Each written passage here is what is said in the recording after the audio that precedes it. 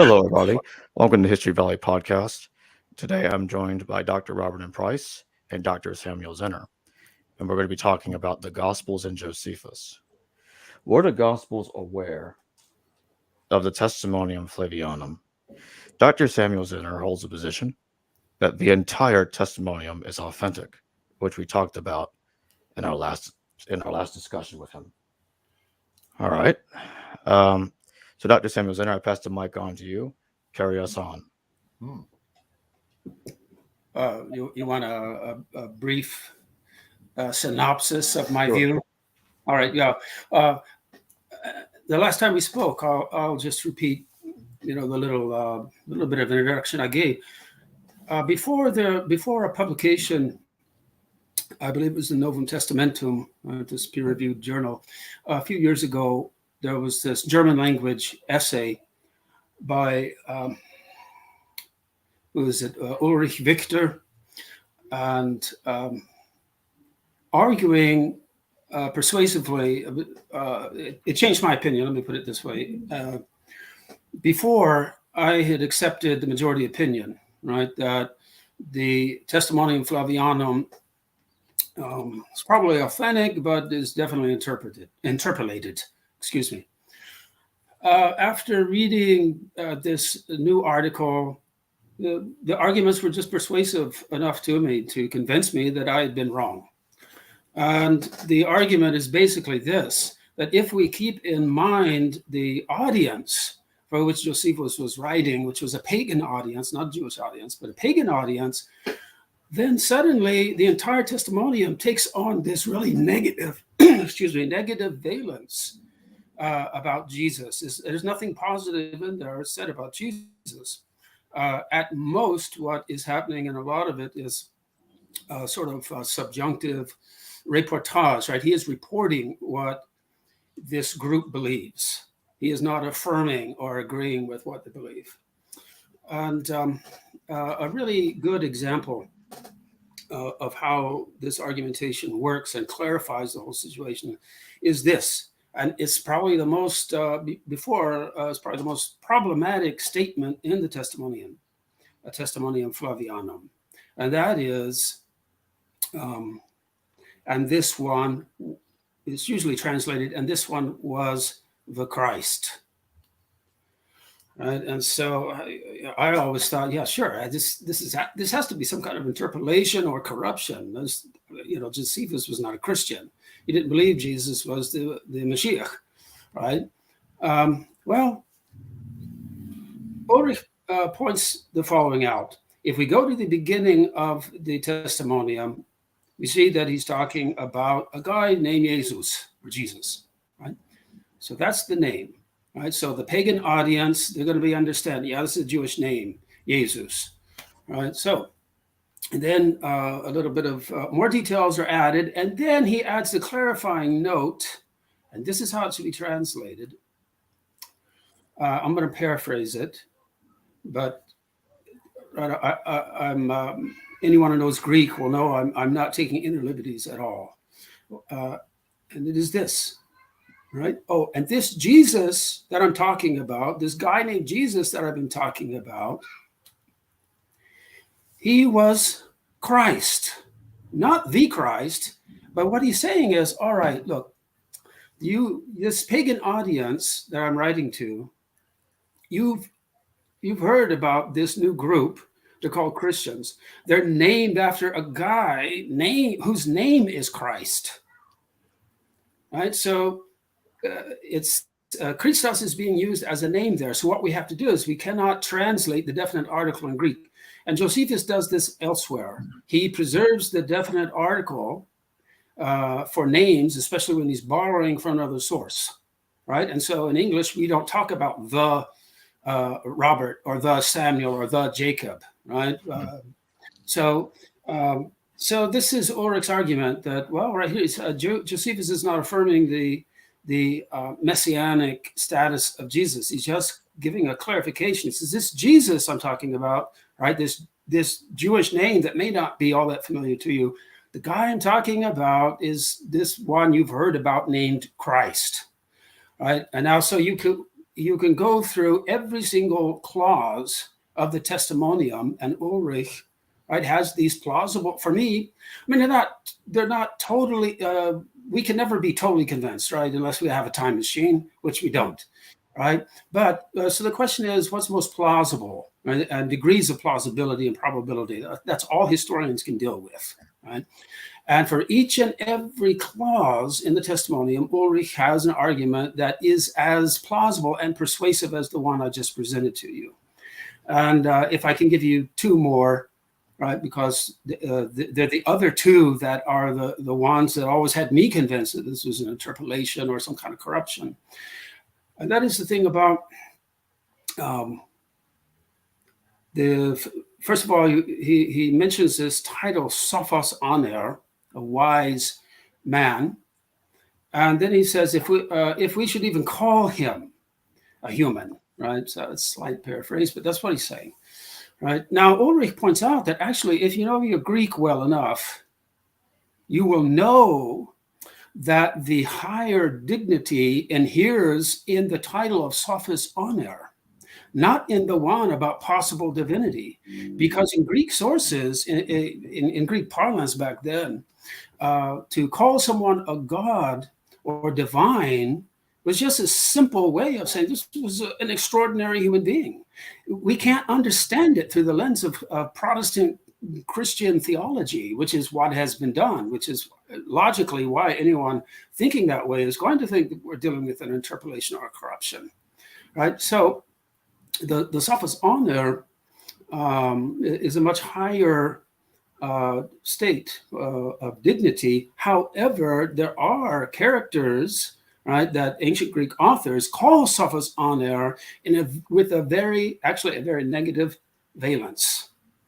And that includes like Pythagoras, right? So it's not always necessarily a positive statement. Now, for instance, in the old Latin and Arabic versions of the infancy Gospel of Thomas, there's a really interesting story in there about the school teacher Zacchaeus, who's trying to teach the little boy Jesus his letters, and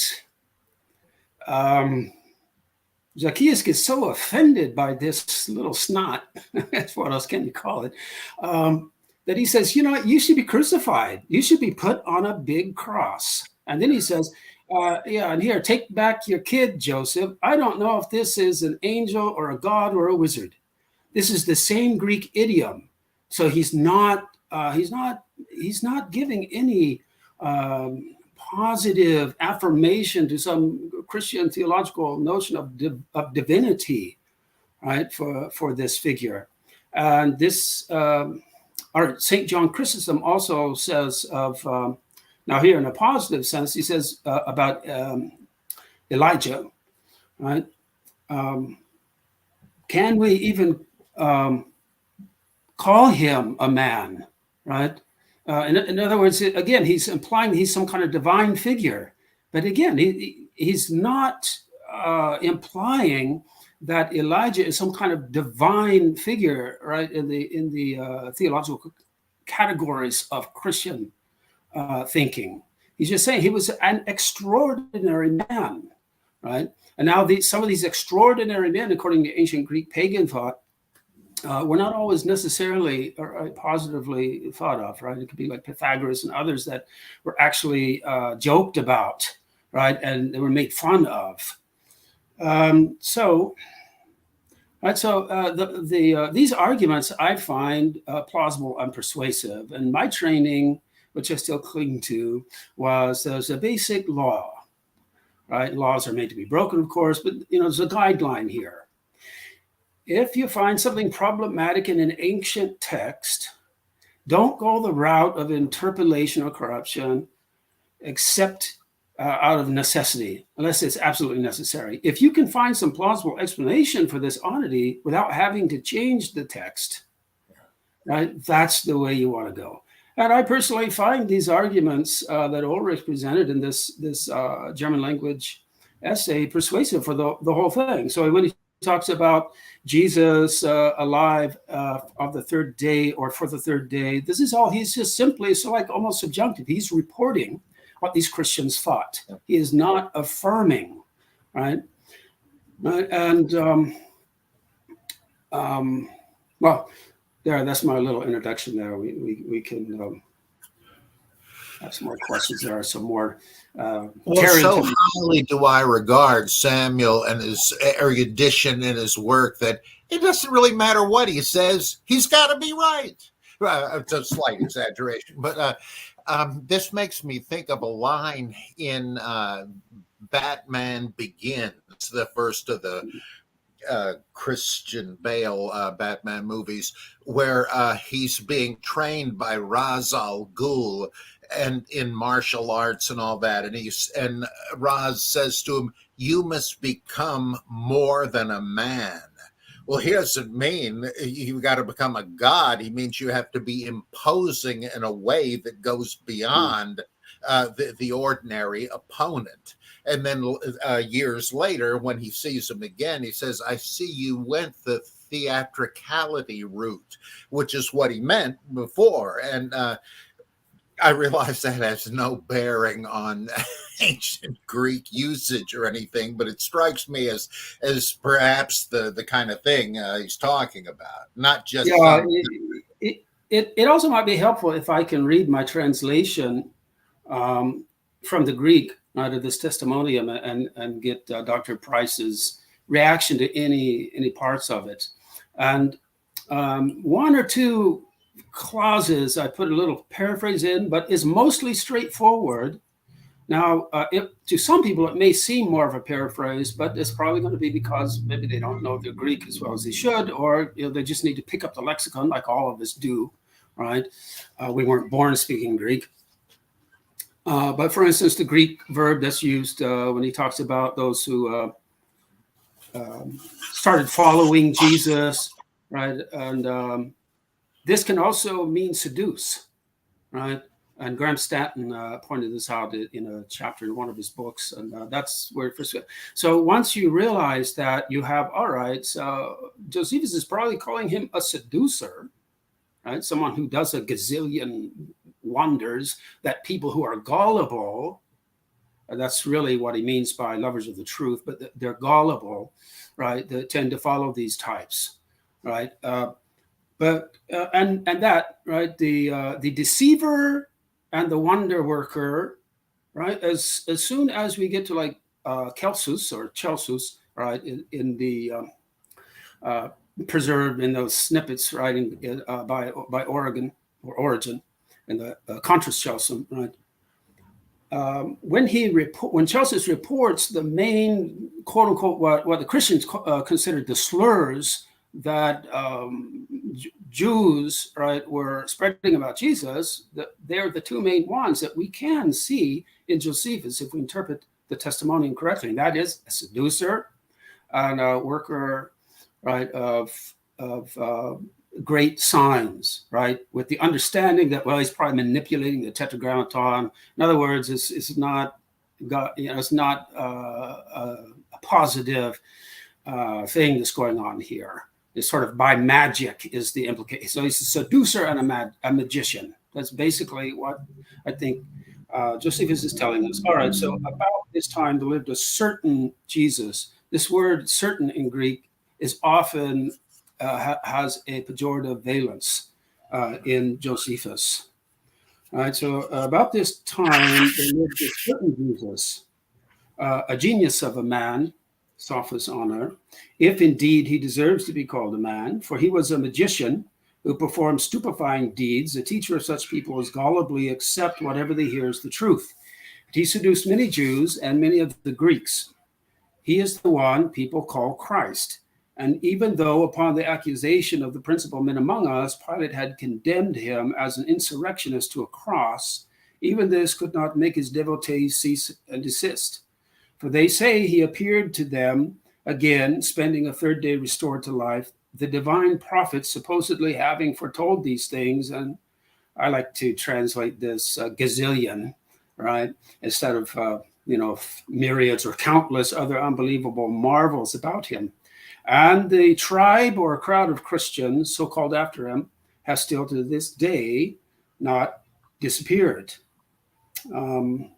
I've added like a supposedly in there and things like this, but I believe it does capture the flavor that you can justify by the context if you keep in mind the audience. Has this this paper been translated into English? No, and I think that's why it hasn't really had an effect, right, in the English language scholarship. In fact, today I was rereading. There's a couple decades ago or so, right? Goldberg published a really important essay on the similarities between the Testimonium and the Emmaus episode at the end of the Gospel of Luke. But the same Goldberg last year published a really much more massively important paper on the Testimonium and the Emmaus episode in the Journal for the Study of the Historical Jesus, right? And that's one of those peer-reviewed journals, which fortunately you can go online and it's open access. So anyone can go online and read this essay, download the PDF and read it.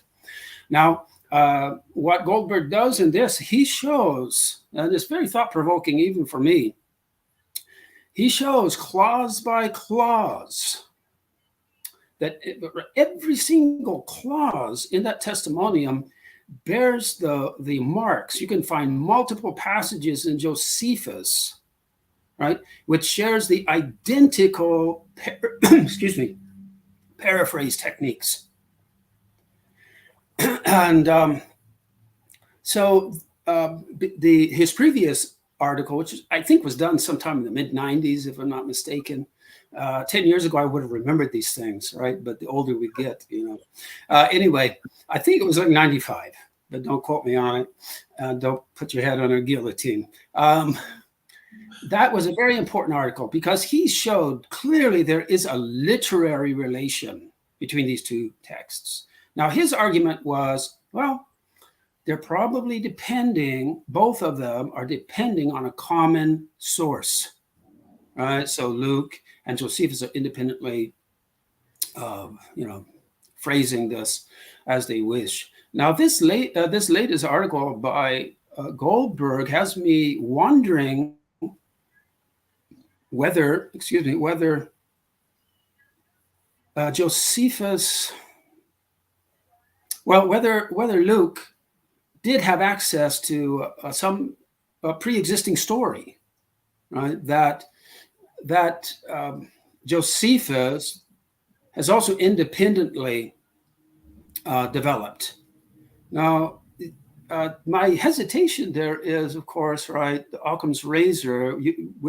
Unless you really have to, you don't want to needlessly multiply essentiae, right, entities, right, creating, some third source, right, when things could be plausibly explained by two sources. And I still incline towards that. What it looks like to me is if you look at the early chapters of Acts, for instance, we all know, at least we should all know as scholars, that Luke, it depends on Josephus. Amen.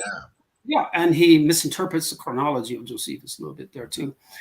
And so for me, the most parsimonious or quote unquote economical explanation would be that, well, this Emmaus episode, if it is very similar to something in Josephus, this Emmaus episode is somehow dependent on Josephus.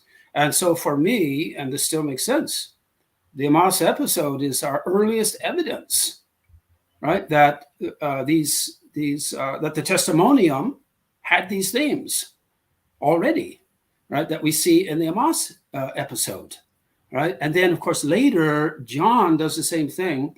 He echoes the testimonium. It's usually overlooked. I'm not sure of anyone who's had enough gumption to say this publicly, but when he it's the 20th chapter, right, at the end. So, and then there's that 21st chapter that most people think is an appendix. But anyway, so he says, and this Jesus, right, he did so many things that if you wrote it all down, right, there wouldn't be books enough in the world, right, to write everything down. Well, I think that's just a spin off. He's trying to put a positive spin off of this little trope in the Testimonium Flavianum, right, that this Jesus had done a gazillion things, countless marvels, right? So again, so I think that John, which I would date to right post Bar Kokhba, so after like 135 of the Common Era, is also that I think is early evidence, right, for the version that we know of the Testimonium, right? Now, before I forget it, because I did last time, I would say that the final point that Ulrich makes is, I think, very important. Although I did not major in classics, right? I took a ton of course work in it, just like I did not major in Greek, but I have the equivalent of a master's degree in Greek, right? So, and I wrote like the over 100 pages on Shem Tov, the Hebrew Gospel of Matthew, right? Comparing it with our Greek and the Latin and Spanish and other types of versions.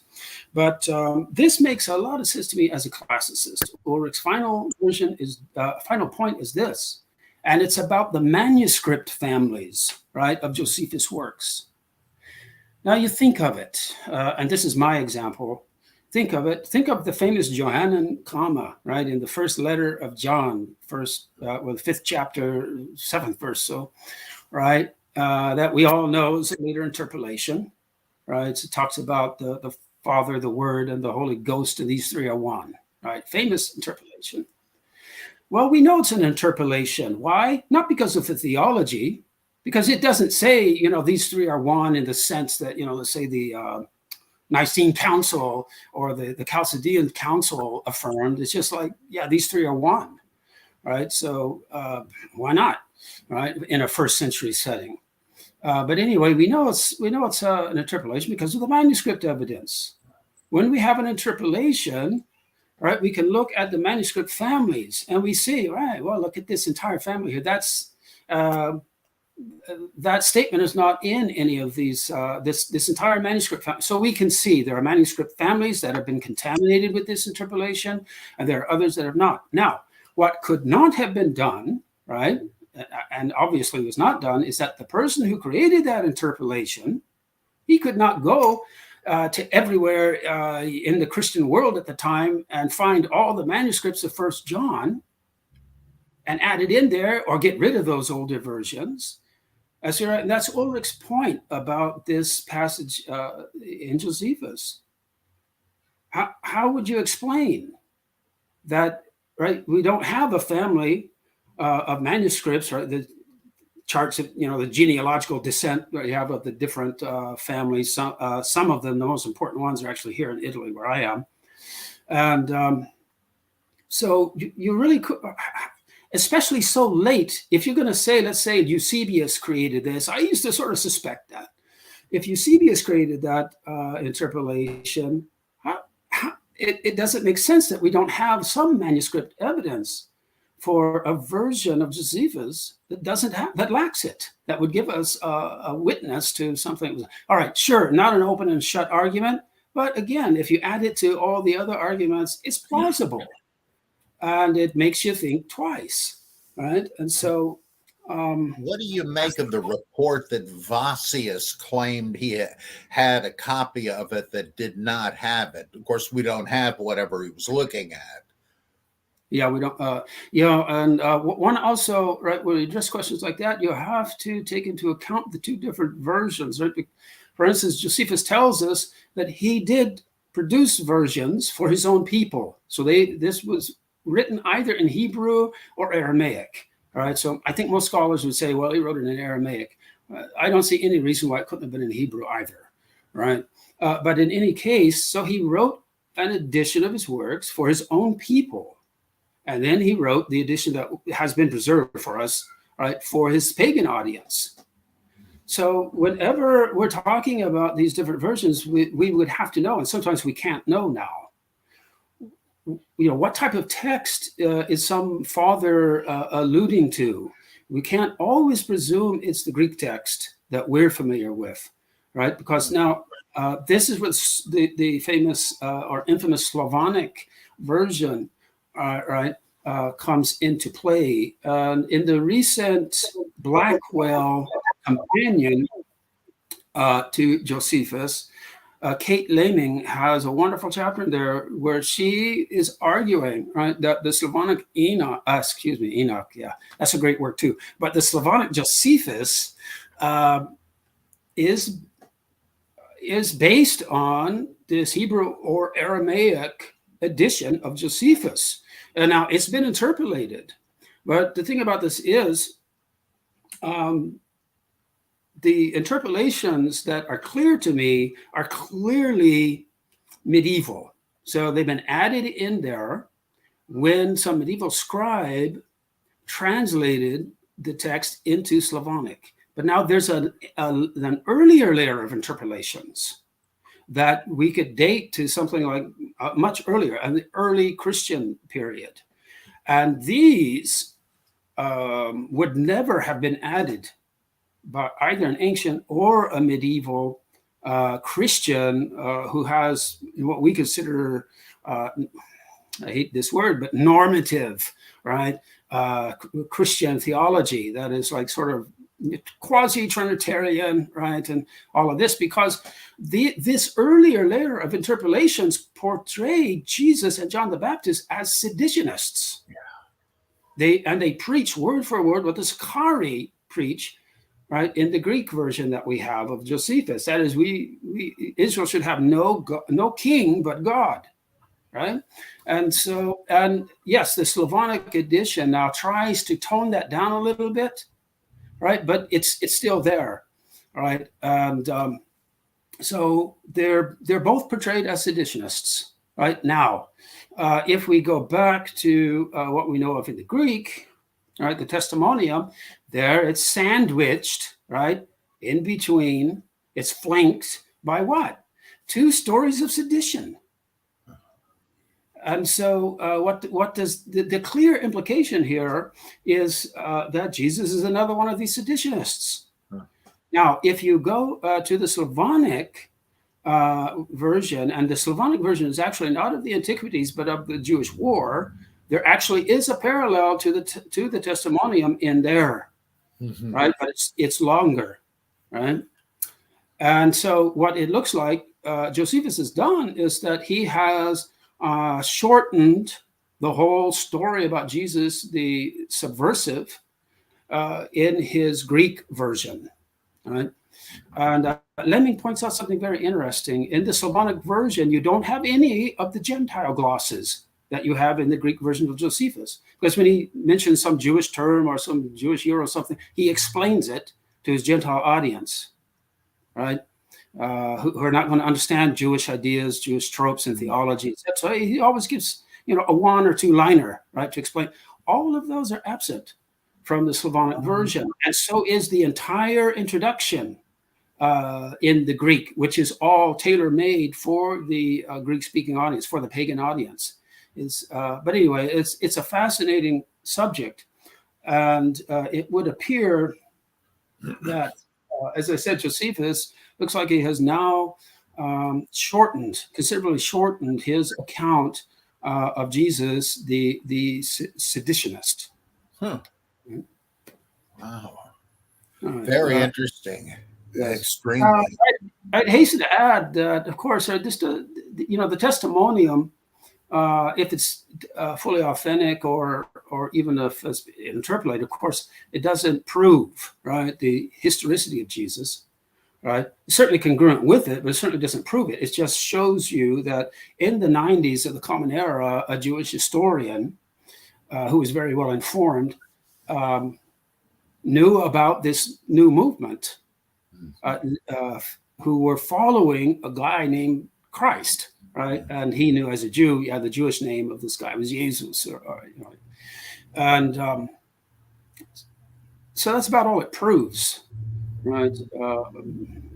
So it doesn't really change. I don't think it changes anything in the whole question of historicity of Jesus and these debates about that. Though it is a bit of a thumb on the scale on the side of Jesus being a real historical figure and a revolutionist, because it's a little easier to say, yeah, he was a seditionist, and Mark and others have tried to sanitize him for the Roman audience to say, "Hey, look, not so bad." That makes a bit more sense to me than people inventing a revolutionary Jesus. Like, why would they do that? You'd be asking for trouble. I mean, if he wasn't a living guy, why would they? It'd be like the John Froome cult, where they invented this guy, but that was in a whole different cultural context. Yes. I tend to think the idea that Jesus, the historical Jesus, was a revolutionist if there was a historical Jesus, that had to be him. It seems to me. Yeah, the Gospels basically they make a very simple move, right, as a storytelling device, and that is, well, yes, he was crucified. They can't deny apparently that he was crucified as an insurrectionist. They just do a simple trick there, and that is, well, it was a false accusation. Yeah. Right. So, that's very easily done. Right. And right, at least from my opinion, right, is that this is something else we could probably talk about as well. That is, right, the whole issue of the historical Jesus. Right. So for me, the most intriguing piece of evidence there is Paul's letter to the Galatians, referring to Yaakov, or James in English, as the brother of the Lord. And I know it's not objection. How you say it in English? I don't speak English. The sort of objection or the answer to that. Yes, the answer to that is, well, hey, everyone is a brother in the Lord, right? If you believe in Jesus, that's the Messiah. But no one else is ever called the brother of the Lord. Yeah, that is so lame. I believe that's Richard Carrier's theory. Oh, it just means he was a Christian. Come on. Right. I tend to think that. Yeah. So, right. So, right. If we accept, right, that this letter to the Galatians is authentic, right, and I know there's another conversation, right, that that maybe it isn't, but if we accept that it is, and I do, obviously, then that tells us that this James figure, whom we know from Galatians, and then congruent with it from many other later sources, was a Torah faithful, right? Observing kosher. We would call it a stickler, right? Some people call it a stickler for the Torah. It's not really, to me, it seems implausible that someone like that could succeed to Jesus if he were total opposite of Jesus in that regard. So by deduction, I would call it even a lot of these logic terms, induction or even abduction, right? Abduction. That what can we know about the historical Jesus? Well, he's probably a lot like what we know of James, right? So he was not anti-Torah, anti-kashrut, and the Gospels are coming later, and they're written, I think, from a Pauline perspective in order to give a basis in history, starting with Jesus, for Pauline theology. So it's the real story has probably been written out, right? So the so-called Jewish Christians, right, would have had these stories of what the historical Jesus, right, was all about, right? And that's sort of been lost, except for snippets, right, in later literature. But in any case, if we accept Galatians, right, this, I think, is our best clue to what the historical Jesus would have actually been like. So he would have been a Torah faithful, right, not seeking to overturn it, and a seditionist, and who objected to Roman rule over Jews, over Judah or Israel, and was martyred for it. So he died as a Jewish martyr. And of course, Josephus doesn't like any of these seditionists, right? So he sees them as troublemakers, right? Because, well, sure, what they did cause, the Jewish war, the destruction of the temple, and all of that. So, but of course, we all know how Josephus views these seditionists, right? But if we have a little more objectivity, it's possible to to take a more generous kind interpretation, let's say from a Jewish perspective, and say, yeah, he died as a son of Israel. He died as a martyr, for monotheism, for Judaism. One, I think his name is Greenberg, I'm not sure now. One Jewish theologian said, maybe Jews ought to view Jesus not as a false Messiah, but as a failed Messiah, which is a whole different thing. That he tried to strike a blow for Israel. He wasn't some cult leader like the guy with, Jim Jones or something like that. No, he tried to liberate Israel, but just couldn't do it. And then others have said, well, you're really talking about Messiah ben Joseph there. Right. It would fit a definite Jewish category. And I read a fascinating book recently called Messiah ben Joseph, where the author says there's a lot of much older evidence for this being a Jewish messianic concept, an initial suffering Messiah that just is of which even like Gilgamesh apparently was ignorant of, and it is really fascinating. This is sort of an unfair, on the spot question, but how would you feel about translating this article that persuaded you? Because I'd sure love to have it in the Journal of Higher Criticism. Oh boy, yeah, it's I really got my plate full. I would feel great about it, actually, right? But do I have the time? I mean, probably not. It's not that long, actually, right? It's not one of these verbose, jargon-full things that we often see in even the peer-reviewed journals these days, right? It's pretty straightforward, point for point. I forget how long it is, or it's 7 to 10 pages maybe, or it's just it's not that long, but really I'm just I've done in my day I've done a lot of translation of foreign language, including German language articles, right? But I just with a 5-year-old daughter, no, it's just life is different now. Yeah, wow, that's great. I have my private students here, right, in Torah and related subjects, and it's really, and writing is pretty full time, but I don't know. Of all the on this subject, of all the essays that have been written, right, in the last century, right, this is the one that really deserves to be published in English.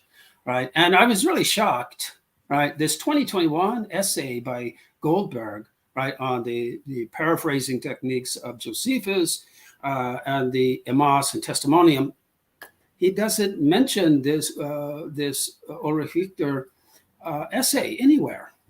Huh. So he's just either can't read German or he's just overlooked it. But, that's a pretty big thing to overlook, right? The Novum Testamentum journal. Right, anyone who is into the New Testament should at least read the abstracts, right, for each issue, the 4 per annum, if I'm not mistaken. So obviously he didn't, and he could have had a better article, right, if he had read it. Right, the few of his arguments actually do fall in light of Ulrich's, arguments. Anyway, yeah, so I'm sorry. Well, maybe I'll take a crack at it. I've done a couple of other articles. Yeah, there you go. Yeah. By the way, the Mashiach ben Yosef, I think the majority opinion these days is that it could have either been created or got a really big impulse, right, after the Bar Kokhba revolt. Yeah, that's Vermesh's preferred theory, or was. I Yes, don't know if yes, more recently. yes, and Makes sense. he's and so that would imply, right, that at least for a group at the time, right, it really would speak for the historicity of the Messianic understanding of Shimon Bar Kokhba, because that's a big debate, right, in the scholarship now, right? Did Bar Kokhba actually claim to be the Messiah? Did anyone claim it for him? Right? Maybe none of that happened. I personally think that he was. I really do think Rabbi Akiva did proclaim him the Messiah. And there's interesting evidence, I even think, right, I would argue, on the Bar Kokhba coinage, right, which are very strange coins. Everything is misspelled, right? And there's actually an article that has been written in, a peer-reviewed journal about those coins. And I forget the author's name, but he's like one of the top in the world, right, in the field. And he's arguing, as I did independently a couple of years ago, all of that strange spelling is not misspelling, misstriking. It's all intentional, right? So it's some kind of strange letter or alphabet mysticism at work behind there, and also some theology behind it. And that also includes not only the misspellings, strange spellings, but the abbreviation on a lot of the coins, right? So the name Shimon is abbreviated, right, with the first three letters, Shin, Mem, Ayin, right? Which, when you look at it, that would that you would read that and you would say, oh, that's Shema, right? The beginning of the Shema Yisrael, Adonai Eloheinu Adonai Echad, right? Hear, O Israel, the Lord your God, the Lord is one, right? And so what Shimon Bar Kokhba was doing, he was abbreviating his name, so that on a daily basis, on the coinage, people would link him to the Shema Yisrael. And it's really fascinating, right? If you can then tie in some understandings of the Mashiach in Jewish sources of the time, like Second Baruch or Fourth Ezra, and sources like this, where the Mashiach is some sort of heavenly figure that descends from heaven to earth, right? And so it makes plausible, right? It helps us to interpret something like, I think, Paul in Philippians, to me, which seems to be more than one source has been put together. But anyway, in Philippians, where he says that Jesus, when he ascended, he inherited the name that is above every name. That's the Tetragrammaton. That's not Jesus. That's the Tetragrammaton, right? And so, I really I wonder if Shimon Bar Kokhba, right, by linking his name to the Shema, was not right. Did this idea exist, right, 100 years after Paul, right, in Judaism, that the Mashiach, right, somehow, right, was the bearer of the Tetragrammaton, was some sort of quote unquote divine figure, right? So we can get into Kabbalah here, right? But it sort of like anticipates, right, some later sources we do have in Kabbalah about the so-called divinity of the Mashiach, or at least from a Jewish perspective, though, right? It's like every Israelite, right, every Jew is this bearer of divinity, embodiment of divinity. But I don't want to go there here right now. But anyway, so right, it opens up a really speculative, but hey, that's what we're all doing, right, with ancient documents, a speculative possibility, right, that there was some kind of what we would call an exalted Christology, right, for Bar Kokhba. And I have to always throw in a joke here, right? I heard this from a rabbi. This happened in a train in Leningrad, probably, I don't know, after the revolution, right? 1917, something like this. So there was this, the rabbi was sitting in the train. So this actually, right, it's not a joke, even though it's funny. It's an actual experience he had in this train, and these Christian missionaries, basically, right, were talking to, what was to the rabbi himself, right? He's talking to the rabbi. He said, "Well, you're you know about Jesus, right? He's the real Messiah." He said, "Well, why do you say that?" He says, "Well, like take for instance, Bar Kokhba, right? He claimed to be the Messiah, but look what happened to him. The Romans did him in." So, of course, the obvious reaction from the rabbi was, "Well, yeah, it did the same thing to Jesus, right?" Anyway, that is pretty hilarious because it's so amazing, right? Talk about setting yourself up for a fall. Anyway, we're straying off topic. Obliviousness of it. This is crazy, I'm sure, and proceeds from total ignorance, but the idea of the variant spellings on those coins, could that conceivably be related to the belief that when the Messianic age dawned, a hitherto invisible letter would appear in the Torah? Because it doesn't really... No.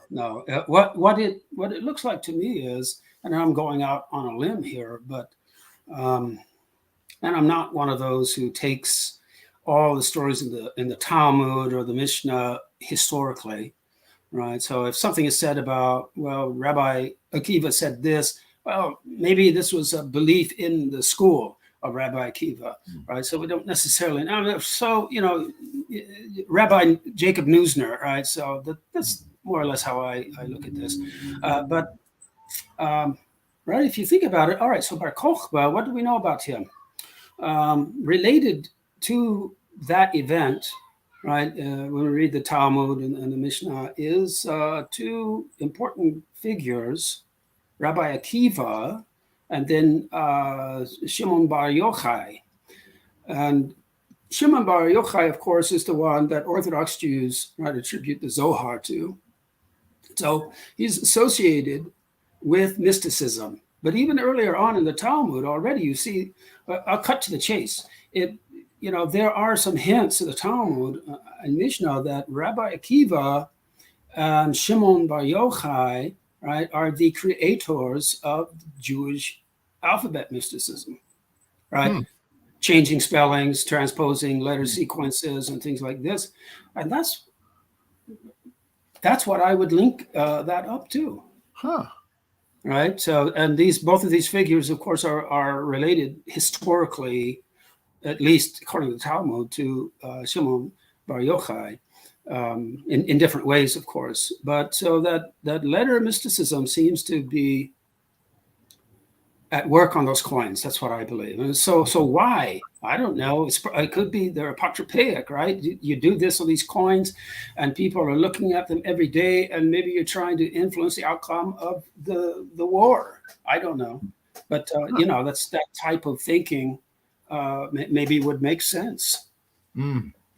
Anyway, the 23rd letter, is intriguing, but there are no unknown letters there on the Bar coins.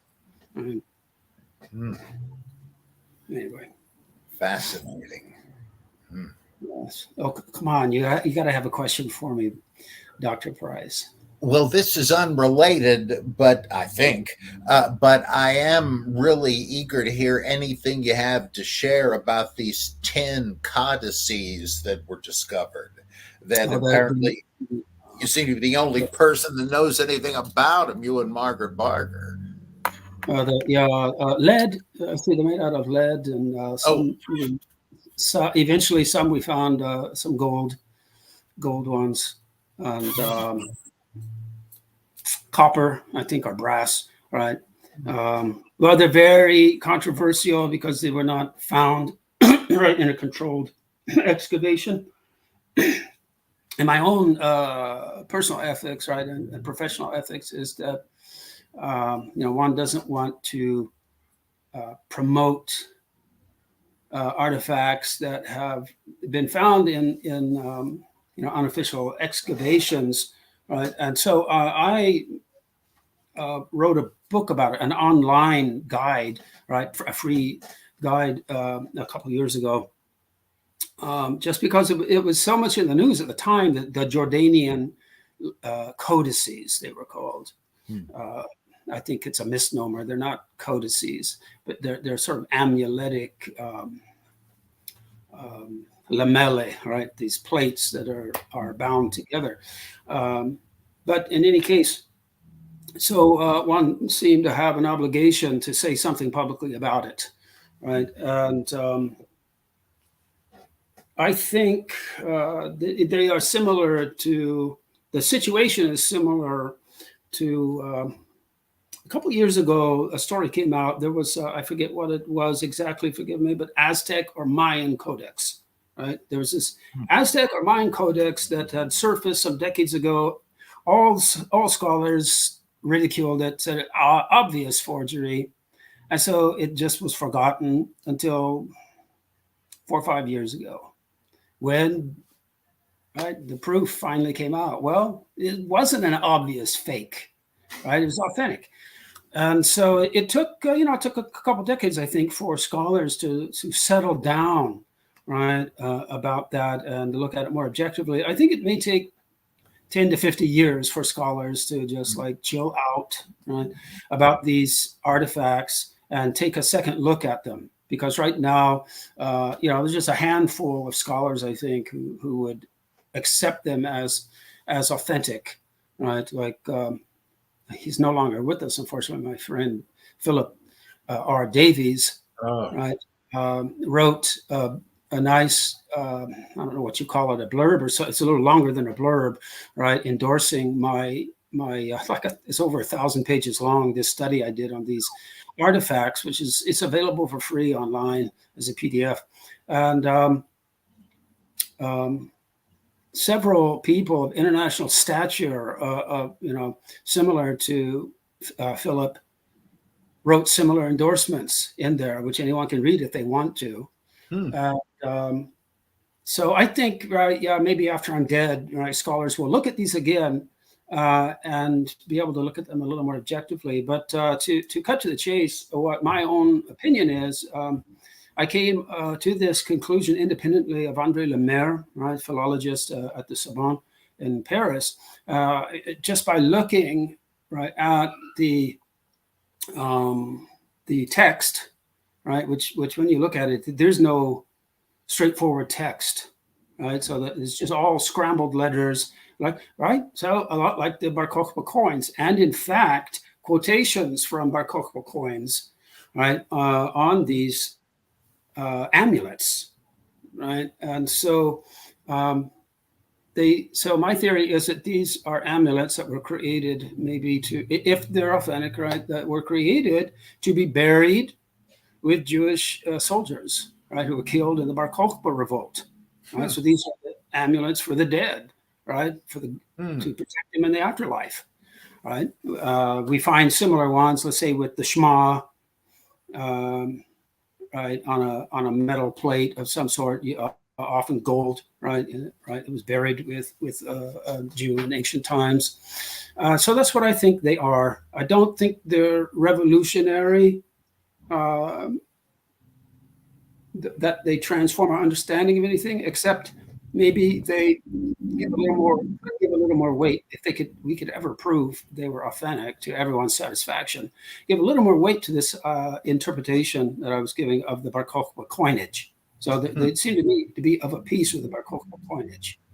And I know one objection to some of these also was that, well, not only are the Bar Kokhba coins reflected on these amulets, the so-called codices, but like Hasmonean coins, right, are also reflected on there. And so, well, an obvious sign of forgery. You have coin text from various generations on these. But there's a very simple answer to that.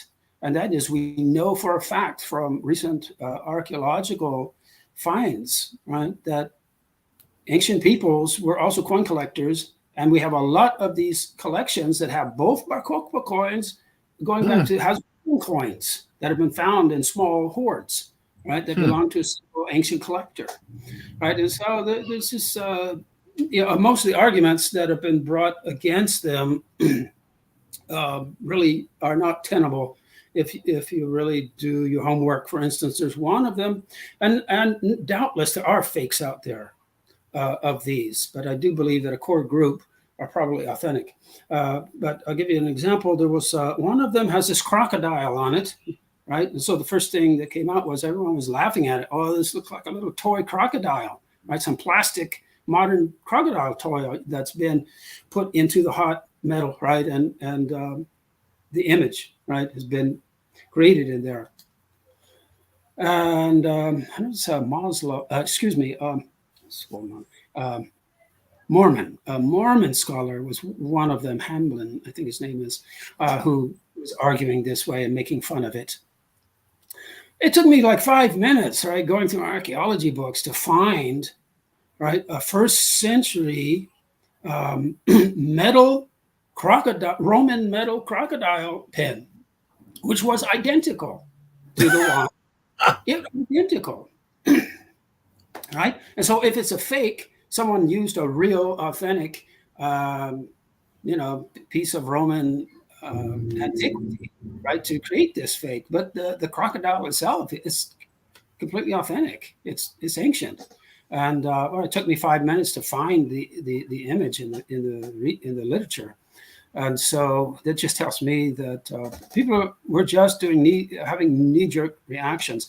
And a lot of it is understandable, because when those artifacts were in the news, there was just some insanely sensationalistic claims being made for them, right? The Jesus diaries, right? Yeah, I remember that vaguely. And now we know he was homosexual and so I don't know how anyone read that out of these, right? But so those were the types of things that were in the Jesus diaries, right? And at one point, I did think that maybe there was something about Jesus in them from the text, right? But I very soon gave that up, and I realized that if there is some reference to a Yeshua or a Yeshu, it's probably that military officer Bar Kokhba, Yeshua ben Gilgal, right? And we have some letters from him that were discovered, right, in the so-called Cave of Horrors. Because this, when we do see something that looks like the letters of this name, we have all of these gimels, right? The letter gimel, or like G, right? Proliferating around it, right? Gimel and Lamed, right? Which are the two principal letters, right, of this Yeshua ben Gilgal's name, right, from the Bar Kokhba revolt. So, in the end, I just gave it up. Right? There's no Christian I don't see any Christian connection, Jewish Christian connection, with all due respect, right, to our friend Margaret, who does, but I just don't see it. But anyway, so they're about the Bar Kokhba revolt. That's the main thing they're about, and that's what André Lemaire concluded right after looking at the texts. And I think it's pretty straightforward, actually. Right. So if they're authentic, they're very, very important, right, for Jewish history. And not to mention that a lot of historians would call what the Romans did to the Jews at the end of the Bar Kokhba revolt a genocide. So that began, of course, 2 millennia of exile, at least until the creation of the modern state of Israel, right, for Jews. So, why would anybody fake such things? For money. For money. Just sell them as artifacts. Sure. Yeah. Now, see, I'm personally, right, I wouldn't put my head under a guillotine, but based on the scientific tests that were done on 2 of these artifacts at 2 different universities. Well, it's several universities, several labs have tested these, and consistently the patina, right, the corrosion, right, it's totally convincing. We don't know how it could be faked actually, and now the general argument against this is that, well, all right, so you on YouTube you can find ancient metal, right, that has the corrosion on it, authentic corrosion, authentic metal, and then you just write on there what you want to, right? But if you try doing that in a smithy, it doesn't work, right? Because as soon as you apply force and start trying to apply, the indented letters and imagery, the corrosion, the patina will start flaking off. You can't retain it. So if you have this extraordinarily robust, if you want to call it, patina on there that has not been disturbed, and you have this legible text, no one can tell us how that could have been faked. There's no known way of doing it, right? At least for these ones that have been tested, and all you can do is the tests, right? You do the atomic decay test, basically, right? So it takes at least 200 years for lead, which is what these two were made out of, were tested, for the radioactivity to decay. 200 years. So if the radioactivity has decayed, you know that the metal has to be more than 200 years old, right? And now if it has all of this patina and corrosion and a very legible text, right, then someone has to tell us, right? How can you produce it then? How can you fake it without knocking most of the patina off? And when you do it this way, also, when you try to do this, the text and the images are not going to be crisp and clear as they are on these artifacts. Anyway, so I think that's about the story on that. And there's still totally lampooned, right, and laughed at, right? And I don't know what people think of Philip R. Davies. He was convinced they were, at least the core group was authentic. And, he died younger than, we would have wanted. But I knew him personally. And he had his full mental faculties, full scientific scholarly rigor up until the end. How did he die? I don't recall if I ever even heard. I knew he was gone. But it was cancer. Yeah, and I have fond memories of him. I remember when I first met him in Sheffield. Right? I had to take that train from where was it? I forget, but all the way up to Sheffield, which I guess the average people are going to know from one of the Harry Potter movies, right? That train at Sheffield. But anyway, he did not come to believe in the authenticity of the core group of these artifacts because he was wasting away mentally and had lost his balance. No, to the very end, he was rigorous and scientifically clear and lucid. And in fact, when he did die, it was like, wow, 3 days ago, he was like totally normal. And then 3 days later, he's, we get the message, he's gone. Right? So he came to believe they're authentic just based on the evidence, my work, his own work, and the scientific work that had been done in various labs.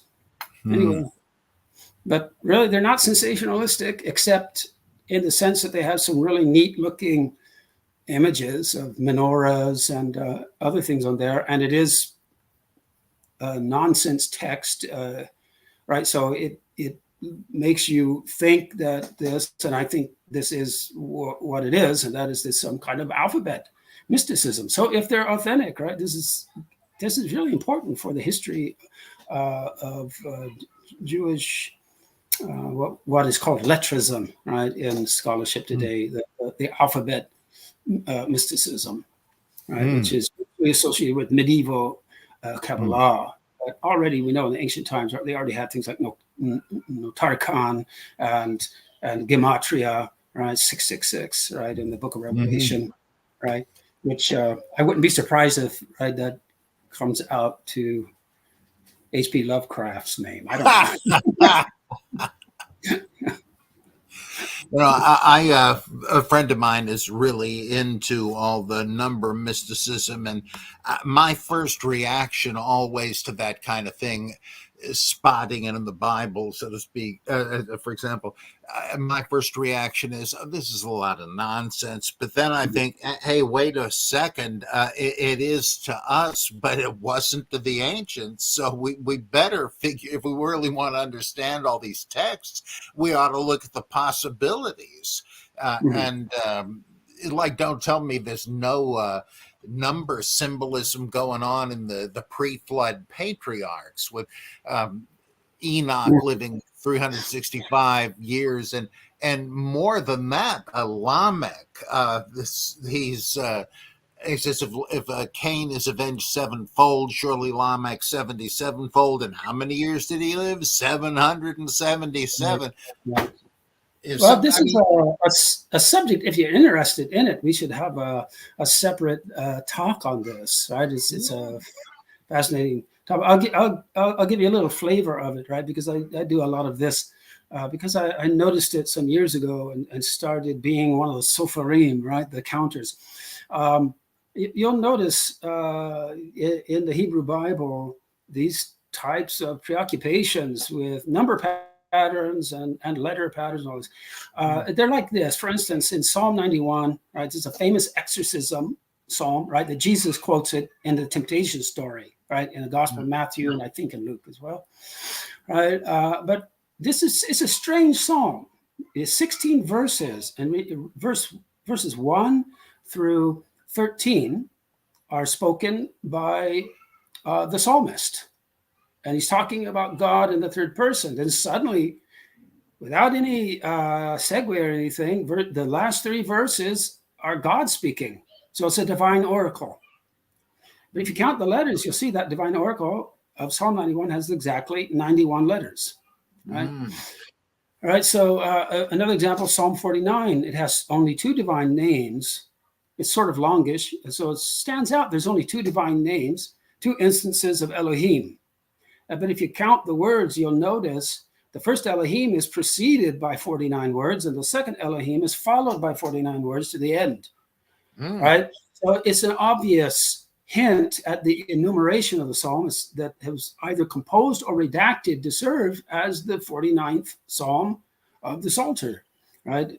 So, so definitely something going on with numbers already in the Hebrew Bible, which is right makes it the natural predecessor, right, anticipating what we see in later Jewish sources, right, the preoccupation with letters and numbers, right.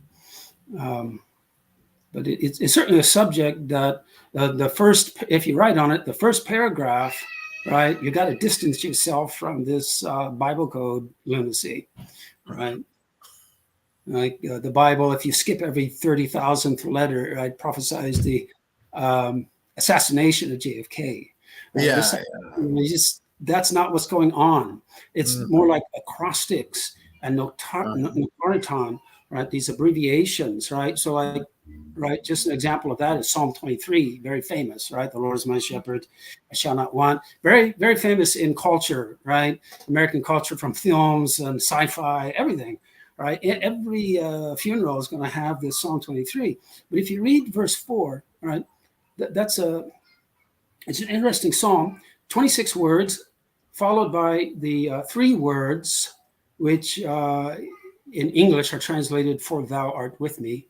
Right. And then after that, 26 words to the end. 26 is the numerical value of the tetragrammaton. So it's 26 plus 3 plus 26.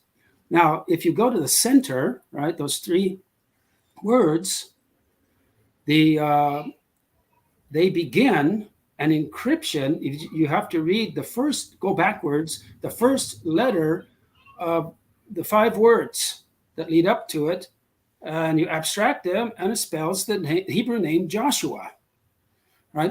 So that's the type of mystical letter techniques they're doing, like acrostics and encrypting names and this type of thing, not prophesying JFK's assassination.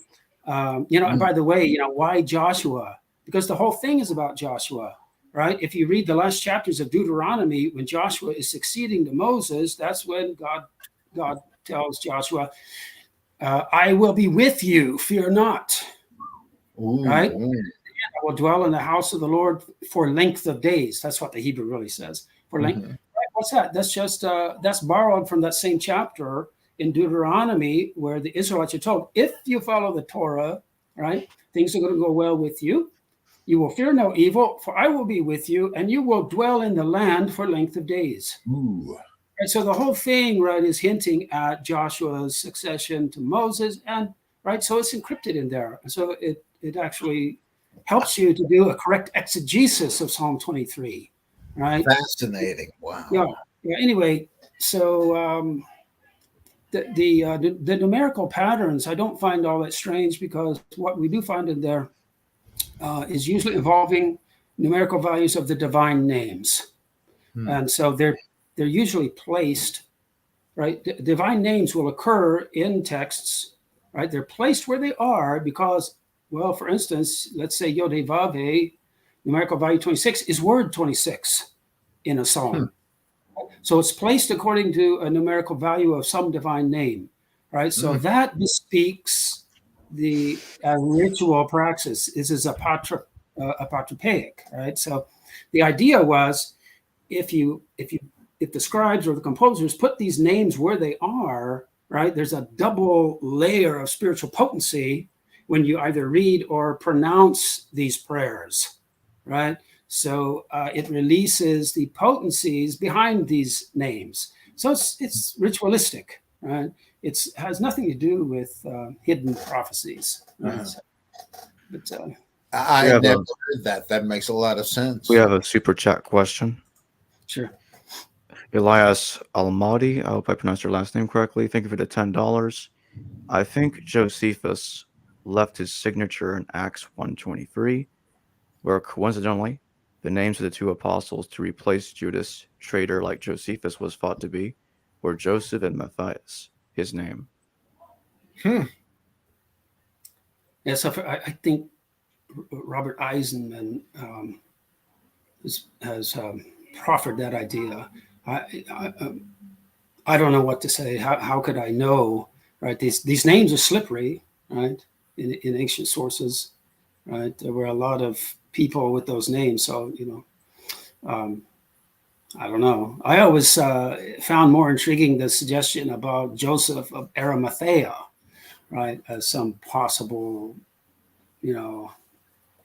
reflection or echo of Josephus, the name Josephus, because we do know Luke used Josephus. But I don't know. Dr. Price, do you have anything to add? Well, that makes a lot of sense to me, especially with the business from his autobiography, where he saw the 3 old comrades crucified and managed to get the Roman officials permission to have them taken down. And though in the gospel we just lose sight of the other 2 guys, only Jesus' body is requested, and that's like a kind of since the gospel writer doesn't care about these guys, he doesn't say anything about why only Jesus, and then the name is similar, and the idea that you can throw all kinds of things like into this.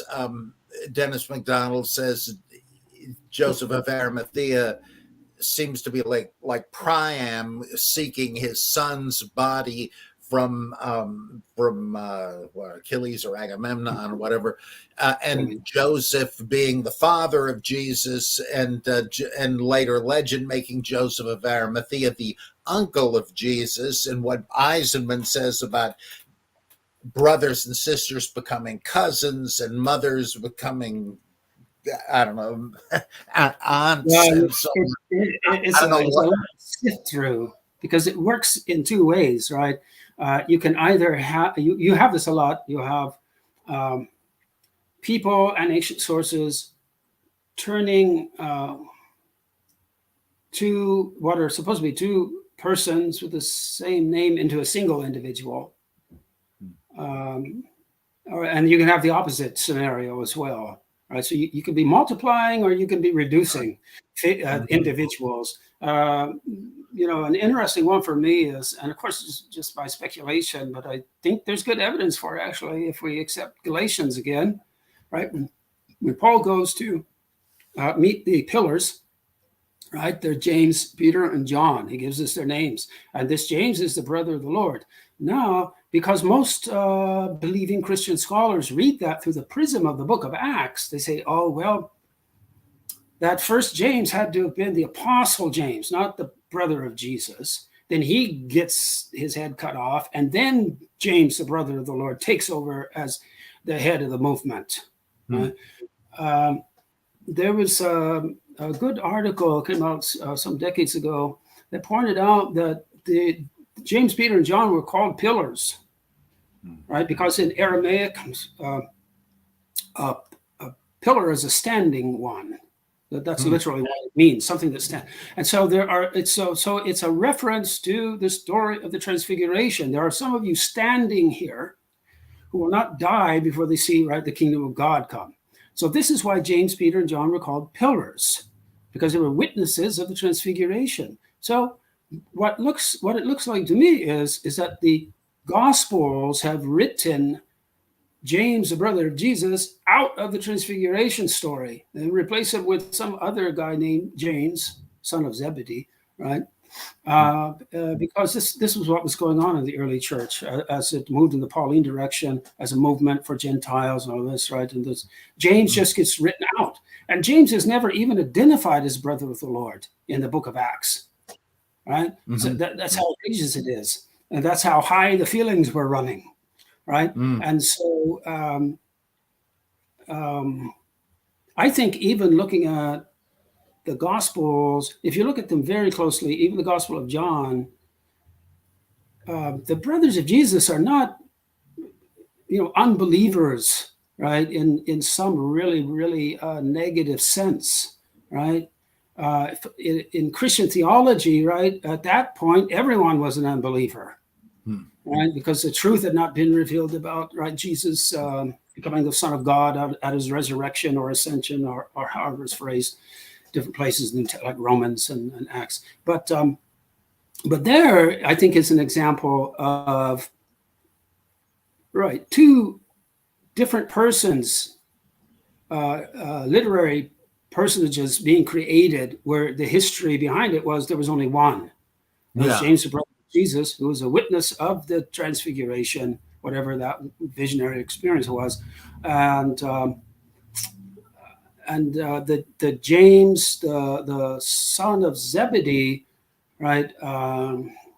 It's just a ride over. It's a way to take away from the authority of James as the leader of the Jesus movement, right? And from the fact that this James succeeded Jesus. He was the immediate successor, right? Not James, the apostle who gets his head cut off, but James, the brother of Jesus, succeeded immediately, right? Which again, the disturbing thing about that is the implication that, well, if he's the successor, and we even have like Clement of Alexandria, right, and the Gospel of Thomas, which we don't have to read historically, but nevertheless, these are early stories. These people in the movement, their thought was that Jesus, right, actually more or less installed James. Appointed, said, yeah, when I'm gone, it's going to be James. Right. And so, the Pauline movement, right, has to take the bite out of that, right, the implications out of that, right, and so just write them out of the story. So anyway, can I prove it? No, I don't have a time machine, but it really looks to me like James, the brother of Jesus, is a pillar because he was a witness of the transfiguration, right? Which I think was the original event that eventually comes to be called the resurrection. Yeah, Bultmann and others said that it was a resurrection appearance story and got pushed back during the ministry section. But well, the Apocalypse of Peter, right, has that really interesting transfiguration version. And what happens? He ascends to heaven at the end of it. Mm. And that's the end. There's no crucifixion. There's no nothing. Which just like Elijah and Enoch, these guys ascended to heaven because they didn't die. They didn't believe people died and went to heaven at that time. So if you went to heaven, you didn't die. If you did die, you were down in the gray, foggy, eternal parking lot of Seoul, Sheol, and it's so different. Yeah. Yeah, but when I studied New Testament, right, in my years of higher education, I learned that, right, especially the Catholic theologians, at least after Vatican II, like Raymond Brown and Joseph Fitzmyer, were able to work this out from just the New Testament. They could see, well, the original, there's some original event happened in the experience of the disciples. And as time went on, originally that was called the Ascension. As time went on, they made stories, probably, I think, for reasons to to put it in the basis of the liturgical calendar.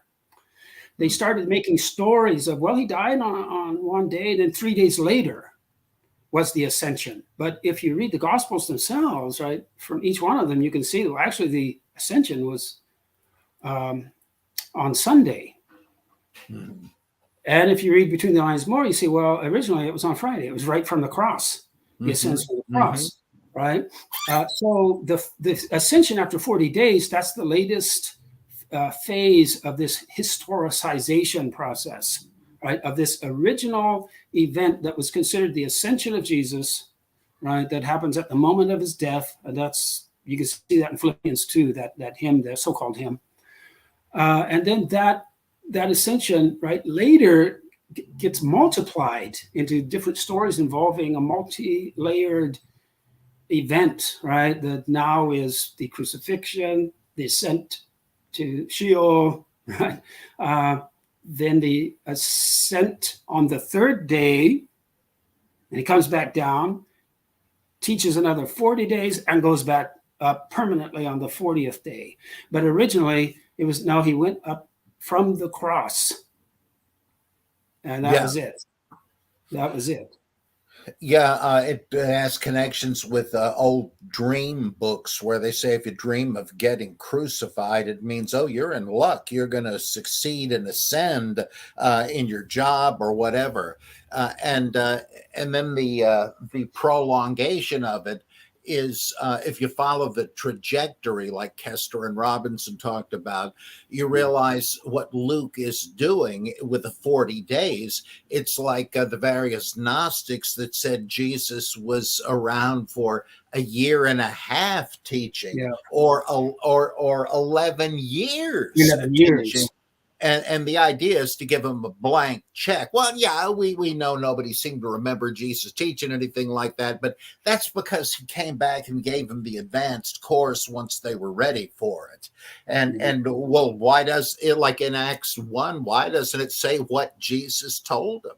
He talked about the kingdom of God. Boy, I sure would love to know what he told them, but nothing, because we leave it as a blank check for the Christian bishops to fill in, just like Gnostics did. So we have a super chat question here.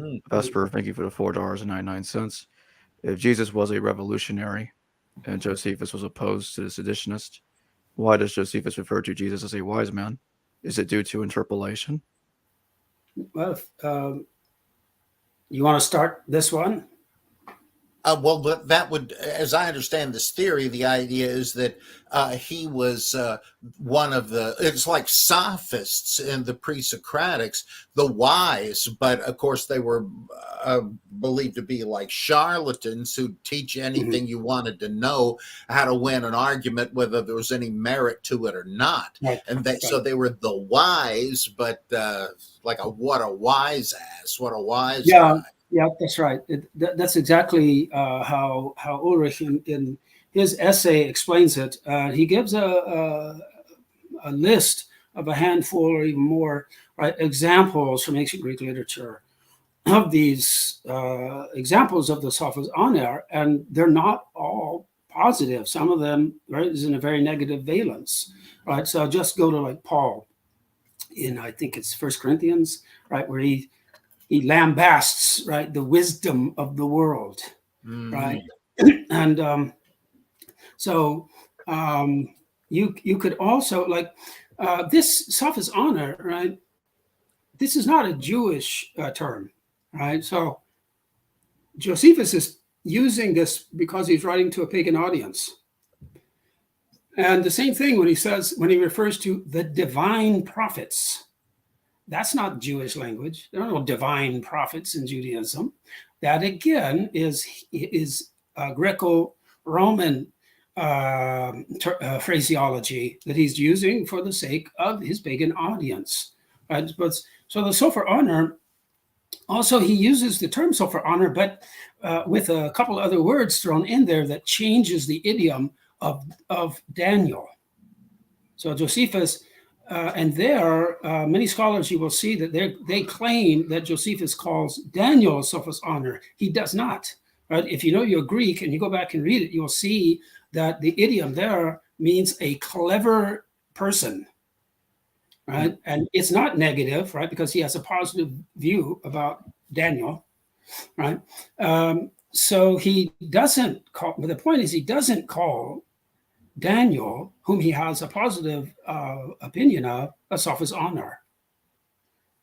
Right, so, but he does say this of Jesus, and the context would suggest that he's saying it with a negative valence. My English is failing me. It's not paradoxical. It's not ironic. It's satirical, almost satirical, right?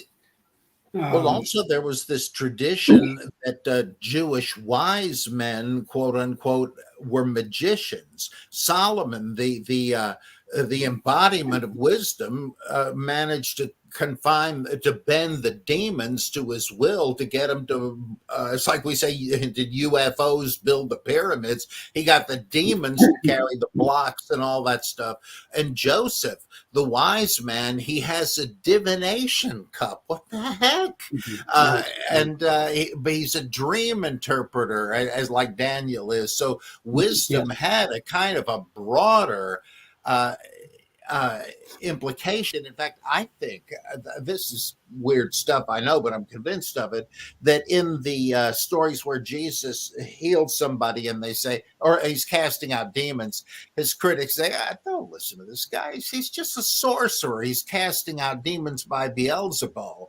I think that if you take the Q version and the Markan version and chop the introductory words of Jesus that they don't have in common, what you wind up with is Jesus defending himself by saying, of course I'm binding Beelzebul to despoil him of his possessions, what a word, because you can't despoil a guy of his goods without binding him, which is the classic exorcist thing. You're binding the demons. He said, what else would you do? Ask your own sons.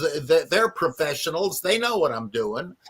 And I think the early Christians later chafed at the idea that Jesus was a magician, which is why Matthew and Luke cut out the stuff with Jesus spitting on the guy's tongue and sticking his fingers in his ears. Oh, no. He did that simply because he was the Son of God. And so I think even with Jesus, the idea that he was a wise man meant that he was a magician. Yeah, and that didn't have to be negative. in Judaism. Right. Yes. You could go either way, right? It depends. Yeah. Right? So like Solomon, of course, Solomon, right? When magic is attributed to him, it's not in a negative sense, right? Not at all, right? Right. So anyway, and the story about Beelzebub brings to mind, right, the wording of Shakespeare, right? This idea of fighting fire with fire. You use the enemy's weapons against the enemy, right? Mm-hmm. So if you can do that, it's, then you got to ask, well, what does it mean that a kingdom opposed to itself will fall? But I mean, and from this scenario, right, that's not necessarily the case, because something that's opposed to itself, right? So you're opposing Satan by means of the power of Satan. This sort of could be like what Shakespeare is talking about. You're dividing the kingdom. Yeah,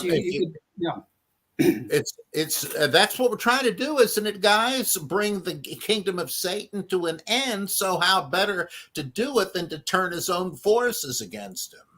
Right. Yeah, that's like Solomon. Controlling the demons in order to build the temple, for instance. Right. Yeah. This famous story.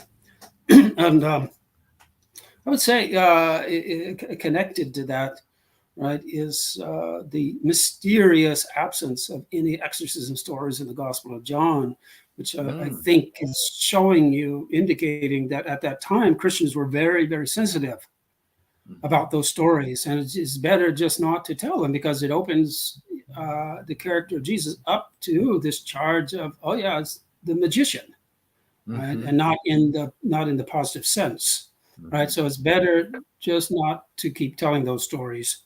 And I'm sure that someone could come up with an answer to this objection, but it could have been some embarrassment as well, because if you think of the story of the Pharaoh's magicians in combat, right, with Moses and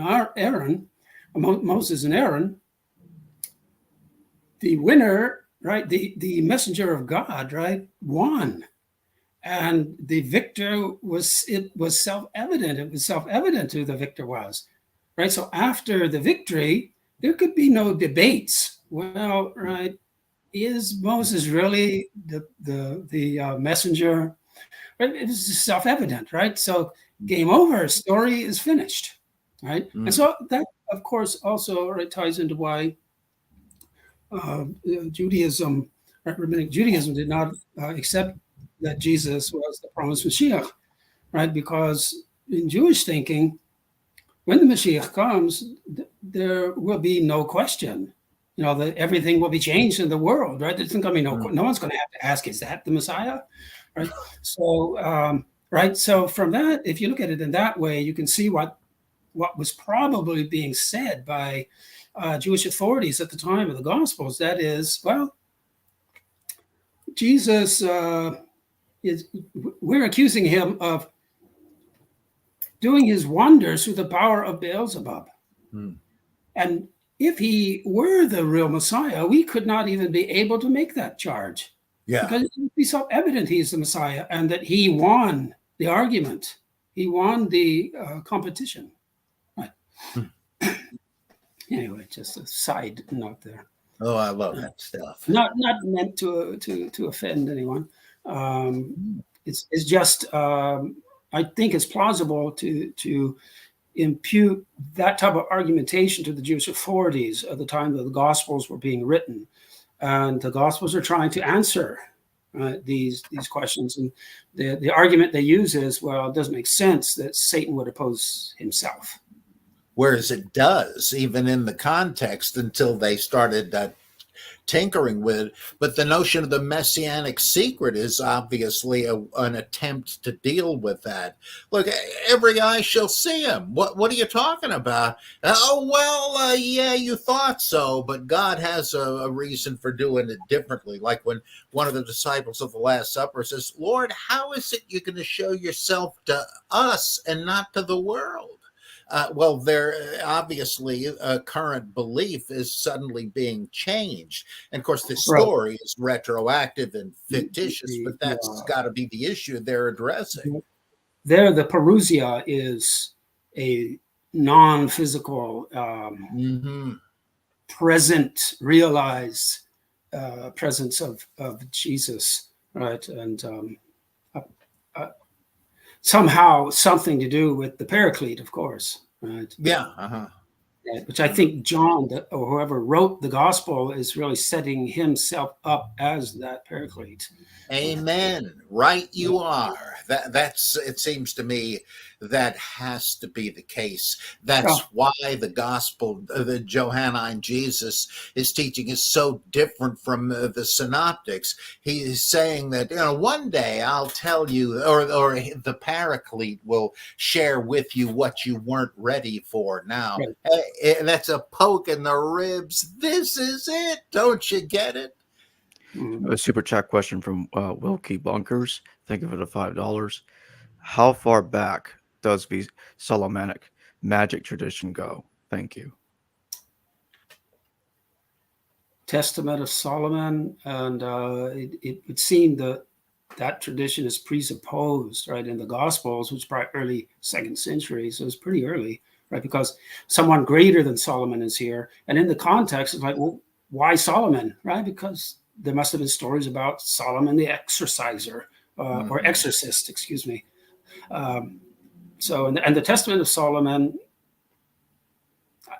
who's ever going to know when it was actually written? But right, it's supposed to be early, right, before late antiquity. So it could be, I forget, but 2nd century or somewhere around there. So this is definitely an ancient tradition in Judaism. Right, it's not late antique or just medieval, with the medieval grimoires and all of this type of Lovecraftian thing. It is an ancient trope, right, which then blossoms in the midrashic literature, the rabbinic literature, and then gets its echoes in the Quran. Right? So it's ancient. I got to drop out for a minute. I'll be back in a sec. Sure. Well, while he is doing that, I have a question for you, Dr. Zinner. Yes. Is it possible that the way Josephus was writing, Jesus was the Christ in the past tense, like, okay, he was the Messiah? Could that be taken in another way, as in those that followed Jesus acknowledged that he was a failed Messiah, so therefore he was the Messiah? Because what we also know that Josephus appears to, he does say that Vespasian was the Messiah instead, like Yohanan ben Zakkai does. No, the way I would interpret it is by comparing it to several other locations in the text of Josephus where he uses the same idiom, right? So in English, we would call that past tense, right? So in the Greek, it's the aorist or the imperfect, right? But Josephus uses this, and in Greek, the verb is ein, right? So it's the past, right, of eimi, I am, right? So he was. So if you look through Josephus, you will see that he will often refer to some protagonist in a story, and then he will say, and he was ein, he was the son of so and so. And so why is he doing this? It's because in the testimonium, he starts off referring to an event of the past. And so he's making narration about the past event.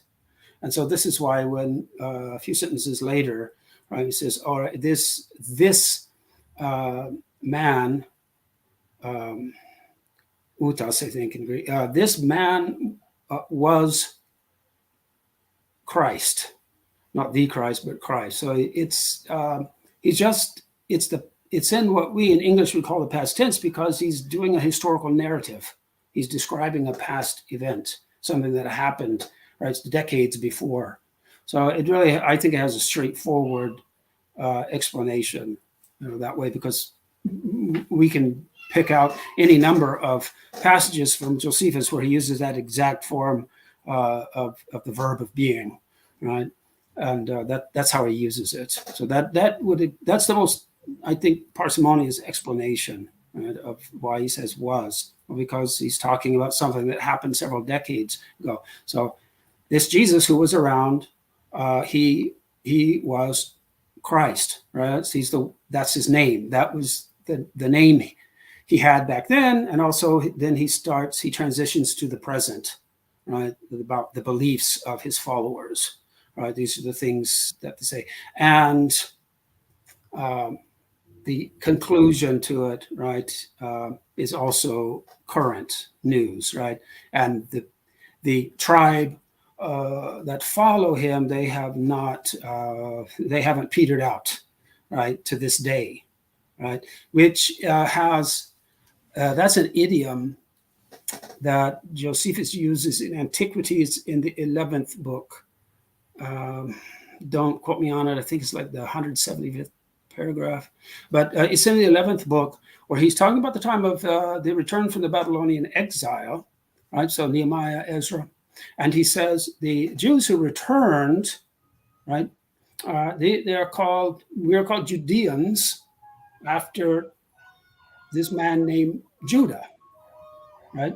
And ever since then to this day, that is what this tribe has been called, the Judeans, right? So this is very, very close. It's the same language in the Greek, basically, is what we find there at the end of the Testimonium, with the exception of, right, Josephus doesn't go on to say that this tribe is still among us to the present day, even though, of course, it was, right? He being a Judean or a Jew and writing.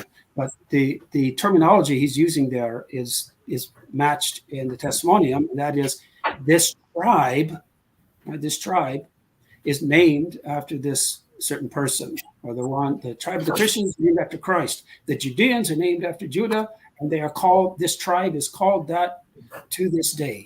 Right, so that's in Book 11. The only thing that's different, that's not there in Book 11 in the Testimonium, is they're still among us to this day. But that's a point that Josephus makes in other places in his writings, right? That God's providence, right, has kept Israel in existence despite all the periods of persecution and the wars, right? And the Latin equivalent, Janus or Janus in classical Latin, right, is used of the Christians, right, by Suetonius, right? So who's probably influenced by Josephus. Dr. Price, I was just pointing out the parallel between the conclusion of the Testimonium, right, which is this tribe of Christians named after this guy named Christ is still around with us to this day. Has an exact parallel in the 11th book of the Antiquities when he's talking about the return from the Babylonian exile. So he's talking about Ezra and Nehemiah, right? And he says, those who returned are called Judeans, right, after this name of this guy named Judah. And this tribe, same Greek word, this tribe is called this to this day, right? So the only difference there between that and the Testimonium is that when he's talking about return from the exile, he doesn't make the point that and this tribe exists to the present day, even though he does make that point throughout his writings, right? Because he believes the providence of God is preserved, right? The Judeans or the Jews, despite all the persecutions and all of this. Wow, yeah, that is striking. Yeah, you're really making me warm up to this theory.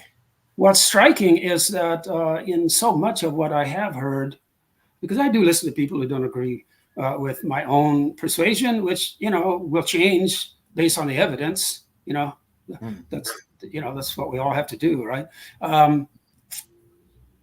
I've never, as far as, they may have, but I don't recall anyone ever, making even a simple comparison with Book 11. don't quote me. I think it's something like paragraph 175 or somewhere around there. But anyway, one can find it easily in the 11th book of the Antiquities.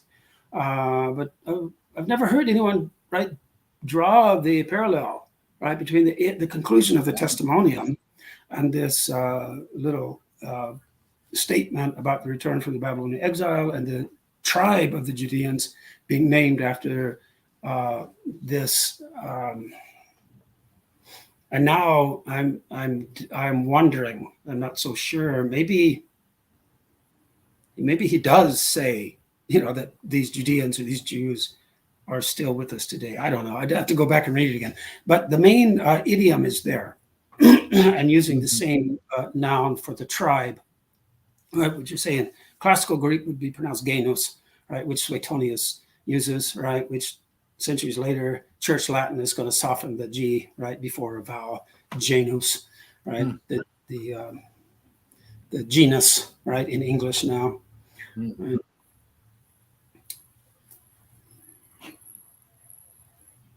All right, Jacob, you have another question for us? I wanted to ask about the tribe of Christians. When Josephus says at the end of the Testimonium, and the tribe of Christians aren't extinct to this day. Could that possibly be referring to, because when Josephus published the Antiquities, there was around that time, Domitian was persecuting the Christians. Could it be referring to the persecution of the Christians, and that's the reason why he said, and the tribe of Christians aren't extinct to this day? Yeah, possible. I've never thought about it, but sure, why not? But one would have to think their way through the question.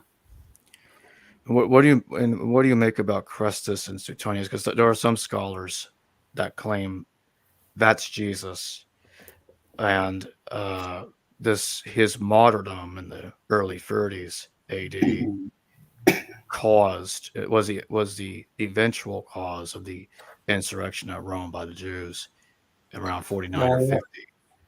A lot's been written on it, and of course, even in the New Testament, I recall some manuscripts of First Peter. Right, there's this interchange in the manuscript tradition between Christos and Christos, good man or Christ. Right, so I think it's very ancient people. Be very easy for them and a scribe to just change the word. It's only one letter difference, and the meaning still fits, right? But whether or not Suetonius is talking about a person named Christ or Christus alive in Rome, right, in the 40s, right, that's a whole other question. Right, I'm great. If I had a time machine, I could tell you the answer. But I think that it is an allusion to Christ, and or Jesus, right? And it would call with the name Christ, right?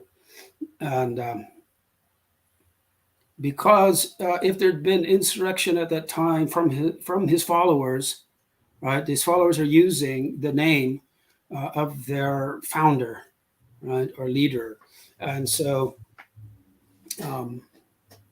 he could have been dead, right, for a decade or more, right? So that's possible. But I mean, straightforward reading doesn't necessarily have to be accepted historically, right? So Suetonius could have some loose language there, or he just maybe didn't understand things. But I would think it's just maybe some loose language, because I think that he would have known the story, like through Josephus, for instance, the story about Jesus the insurrectionist, right, crucified in the time of Pontius Pilate, right? So that's how I would understand it. I think the importance of it, regardless of how we interpret that part of it, is I think it is evidence for, it's not proof, right? But it's some evidence that would lend itself to this claim, right, that Christians probably were thought of, if not actually engaging in, right? Seditious activity. Anyway. Plus, if they believed in the imminent second coming of Jesus, that still could have fired them up. Maybe somebody had a prophecy or a revelation. Hey, brethren, this is it. He's coming back next week. Let's prepare the way. Because there's a pattern with third world messiahs, even Hindu ones, where you wouldn't think it's quite the same framework. Where if the colonial authorities had killed the leader of a seditious group, they would either deny that he had died and was just in hiding, or a successor would appear and they'd say, well, that's him. Or they figured he would come back shortly and even the score. So it's not that hard to imagine a scenario where if there was a Jesus who had been put to death around 30, if in the time of Claudius, people were saying, oh, yeah, you haven't seen the last of him. He's going to come back and kick butt. No more gentle Jesus, meek and mild. Right.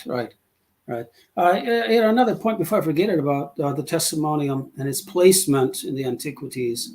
Right. I know there are plausible answers to this scenario, but on the face of it, this is also plausible. It doesn't make sense to me that this would have been interpolated by Christians and placed where it's been placed. Now, someone could say, well, they did. I had to go somewhere in there, right? In the account, the reign of Pontius Pilate, I had to go somewhere, right? But and I'm not necessarily referring to the fact that it's flanked by sedition stories.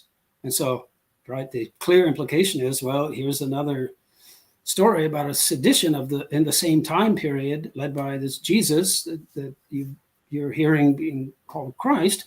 But it's the fact that on the face of it, the chronology, and I think most people reading it now and in the ancient world, most people reading it, right, would have the impression that Josephus places the story of Jesus and his death before the ministry and death of John the Baptizer, which is the exact opposite chronology of the Gospels, the canonical Gospels. So if a Christian is going to interpolate something that I don't, it doesn't make sense to me for that reason. That's one of the many reasons, but for that reason, it just, I think a Christian, if they're going to interpolate a story about Jesus, they could put it somewhere else, right? After the story of John the Baptizer, right? Anyway, I know there are possible answers to that, like, well, because the chronology in Josephus is not always clear, right? And he goes back and forth between different time periods, but it just seems that that's a double hurdle. There are two hurdles there to answer. It's like, all right, why would the Christians put it in the middle of two insurrection stories? And why would they put it there, right before what Josephus' account of John the Baptizer? And I know some people think that that's an interpolation as well, but I personally don't. But in any case, right, that's if you accept the historicity, the authenticity of the John the Baptist paragraph, then it does raise this question: well, why have the account of Jesus and his death before? Because it really does give the impression to most readers that, right, it happened before John the Baptist's ministry and his death. What do you make of the different hypothetical scenarios of proto-gospels, like the multi-source hypothesis, before document hypothesis, or different other hypotheses such as those? Some people think there's a Hebrew Gospel of Matthew that's pre-war period. What do you think? Dr. Price? I find myself more and more, I don't want to say skeptical, but at sea. There, a lot of these things are just based on the merest hints that are fascinating and intriguing, but it's hard for me to see established facts as cards in the game.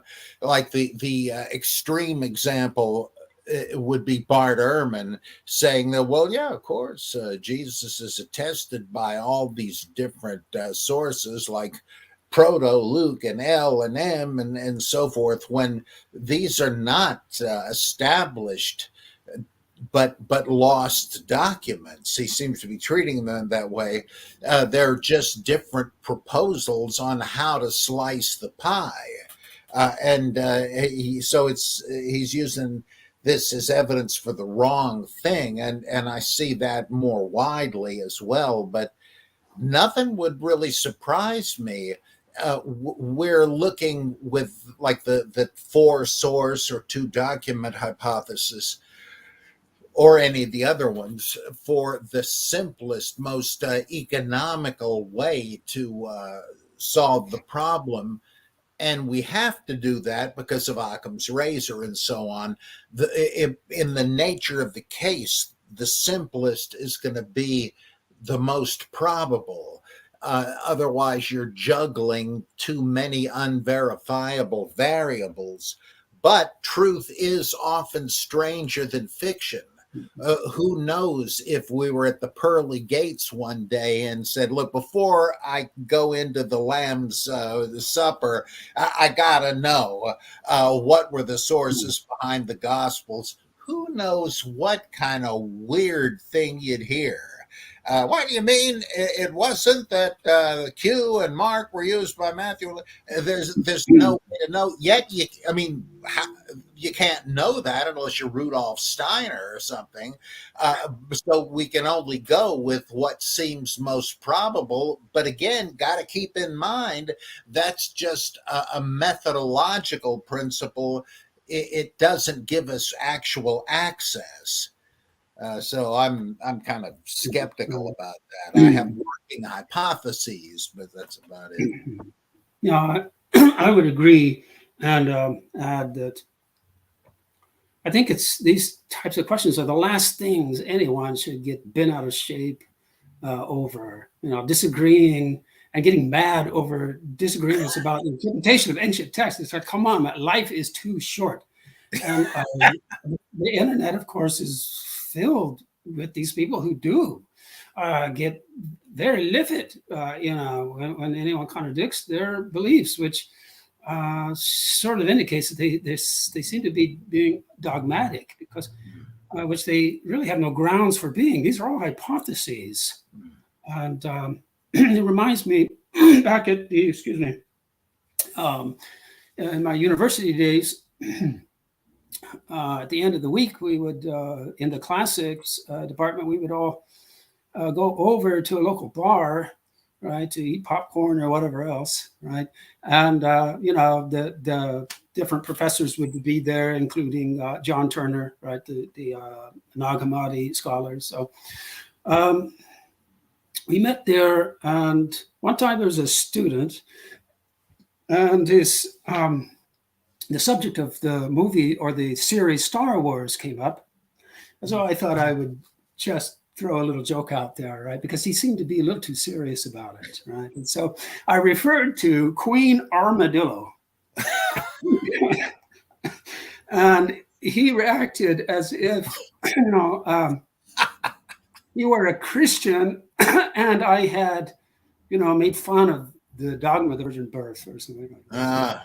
I mean, it was amazing. It's like this was his religion. And so I wasn't surprised the day when I saw on YouTube some video called "Is Star Wars a Religion?" For some people it is. Yes. But anyway, with this question of the sources of the Gospels, no matter where we're at, right, on one side or the other of whatever hypothesis, shouldn't get bent out of shape over this.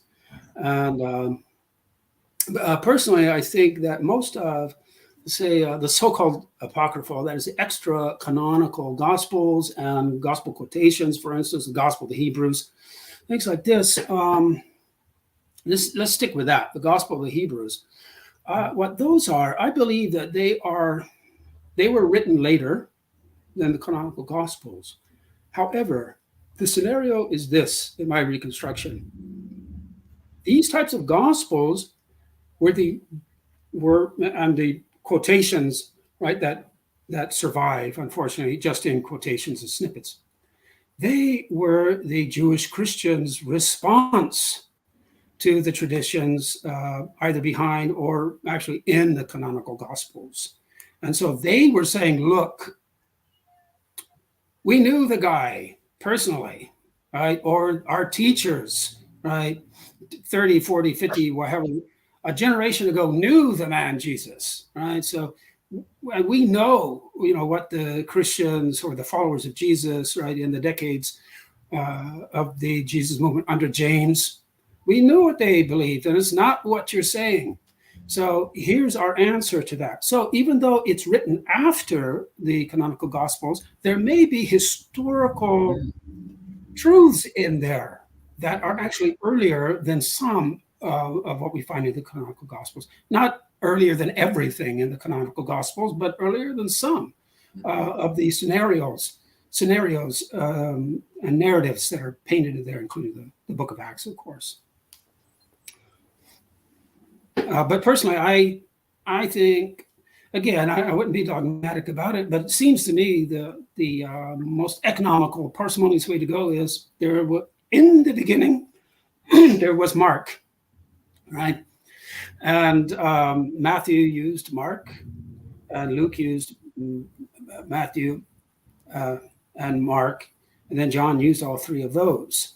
And so Golder, I wouldn't go so far as Golder, though, because Michael Golder, I love his scholarship, but he would say, all right, so you have Mark. Anything in Matthew that is not in Mark, Matthew just made it up on the spot, right? Now, so what I would say is that it's plausible to entertain the possibility that Matthew did have access to some sources, right, of stories and sayings about Jesus or of Jesus, and that he also did create things on the spot, right? But he could have had access to pre-Markan sources, but it's just speculation. But then to try to explain why Mark would not have access to it, who knows? It could have been that Mark just didn't agree with the theology of the group that had those sources, that was promoting those sources, right? But it's very difficult to reconstruct everything that's going on there. If you look at the Sermon on the Mount, I think that there are actually some echoes of Philo and Josephus in there, right? And then the teaching about the greatest commandment really looks like Akiva to me, Rabbi Akiva's teaching. Of course, it does have an earlier version, in Rabbi Hillel, right? Right, a generation before Rabbi Akiva. So it looks like Matthew has imputed or put some rabbinic teachings in the mouth of Jesus, right? And so I don't think he created all of that stuff out of whole cloth. I think he's using other sources like Philo, maybe some Josephus, rabbinic teachings of the day, right? And I think he could have had some sources that, of teachings, sayings attributed to Jesus, right? But, until we get that time machine, which we'll never get, we're not going to know for sure. And until then, we don't have the right to get bent out of shape over it. Yeah. And if you do, you can grow up in a life. No. Mm-hmm. No. Yeah, they're interesting working hypotheses. Like if Matthew was using Mark, and if Matthew and Luke were both using Mark and Q, looking for the pattern of who changed what, how. gives you interesting results, but then you'd get different interesting results if you took one of the other theories. And that's right. Yeah. I like the theory because if you look at Mark, what we know as Mark, right? Many scholars have noticed this. In our Mark, there are things in there, right, that are secondary to what we find in the other Gospels. Yeah. So it looks to me like there's been cross-contamination. Some people would say cross-fertilization, but I call it cross-contamination between our synoptic Gospels. And so we don't have the original Mark. We don't have the original Matthew. They've all been cross-contaminated. And there was a good monograph that came out. Forgive me, I can't remember the author's name, but a commentary on Jude and 2 Peter, right? So we know, so the big argument is always, well, which one is earlier? Who depends on who? The argument of this monograph was the manuscript tradition has been cross-contaminated. So there's earlier and later in both of them. We don't have the original 2 Peter or original Jude. And there's really no way to solve all of these questions, right? Even though I would probably think Jude is earlier than 2 Peter. But in every detail, we really can't know because of this cross-contamination. And I think a lot of New Testament scholars don't use that tool, that piece of information enough. Right. I agree. Like everybody knows that's why in later manuscripts, the Lord's Prayer in Luke is almost identical to that in Matthew, whereas the earlier copies, it's considerably shorter. They say, well, what happened? Or the words of institution. The scribe said, oh, well, I know what comes next, but he's thinking of the wrong gospel. That's easy to picture. But my favorite example would be, what does Jesus say when they ask him, are you the Christ, Son of the Blessed? He must have said what 2 or 3 manuscripts of Mark actually say, namely, you say, because only if that were the case would Matthew and Luke read the way they do, with the equivocal answer, because had they been reading a version of Mark where he says, you bet I am, would they have weakened it to equivocation? No way, that can't be. So I don't care how many manuscripts you have, and there are a couple that say, you say, that has to be the original Markan version. Right. Yeah, I remember Geza Vermish pointing out something obvious to anyone who knows their Talmud, the rabbinic literature, this saying, right, in Aramaic and Hebrew, which would be the equivalent, right, in Greek, in the gospel there, you have said it, right, is usually a negation. Right, so it's a denial, a denial, right? So that's what Geza argued. So are you the Son of the Blessed? You have said it. In other words, so Geza interprets that as meaning that he's denying it. Yeah, that's what you say. Yeah, exactly. And that is really sort of how we see that used in Semitic languages, right, in the rabbinic literature. Right? And anyway, it's all fascinating. It's just so one of my Jewish colleagues says whenever he refers to some saying of Jesus in the Gospels, he doesn't say Jesus says, right? He says, well, it's attributed to Jesus, right? That Jesus said, right? Because that's historically, right? That's all we can really say with confidence, right? We know we have the manuscripts, right? And that's what they say Jesus said. But anyway. Well, I tend to sometimes, I'll say the gospel says or whatever, but sometimes I go to the opposite end of the spectrum and I'll quote a saying attributed to Jesus in Al-Ghazali. and because some of those are great. And I'll say, well, you know, Jesus said so and so, and I'm not trying to make a point. I'm just saying here's an interesting insight. But just to say it's by Jesus suddenly makes your ear perk up, though you have to evaluate it. Like that. Yes. Well, and there is something to be said for provocation, right? At least for some personality types like me. Well, I never want to offend anyone, but you know, provocation does come in handy in certain contexts. You know, if you're sensitive to the situation, it is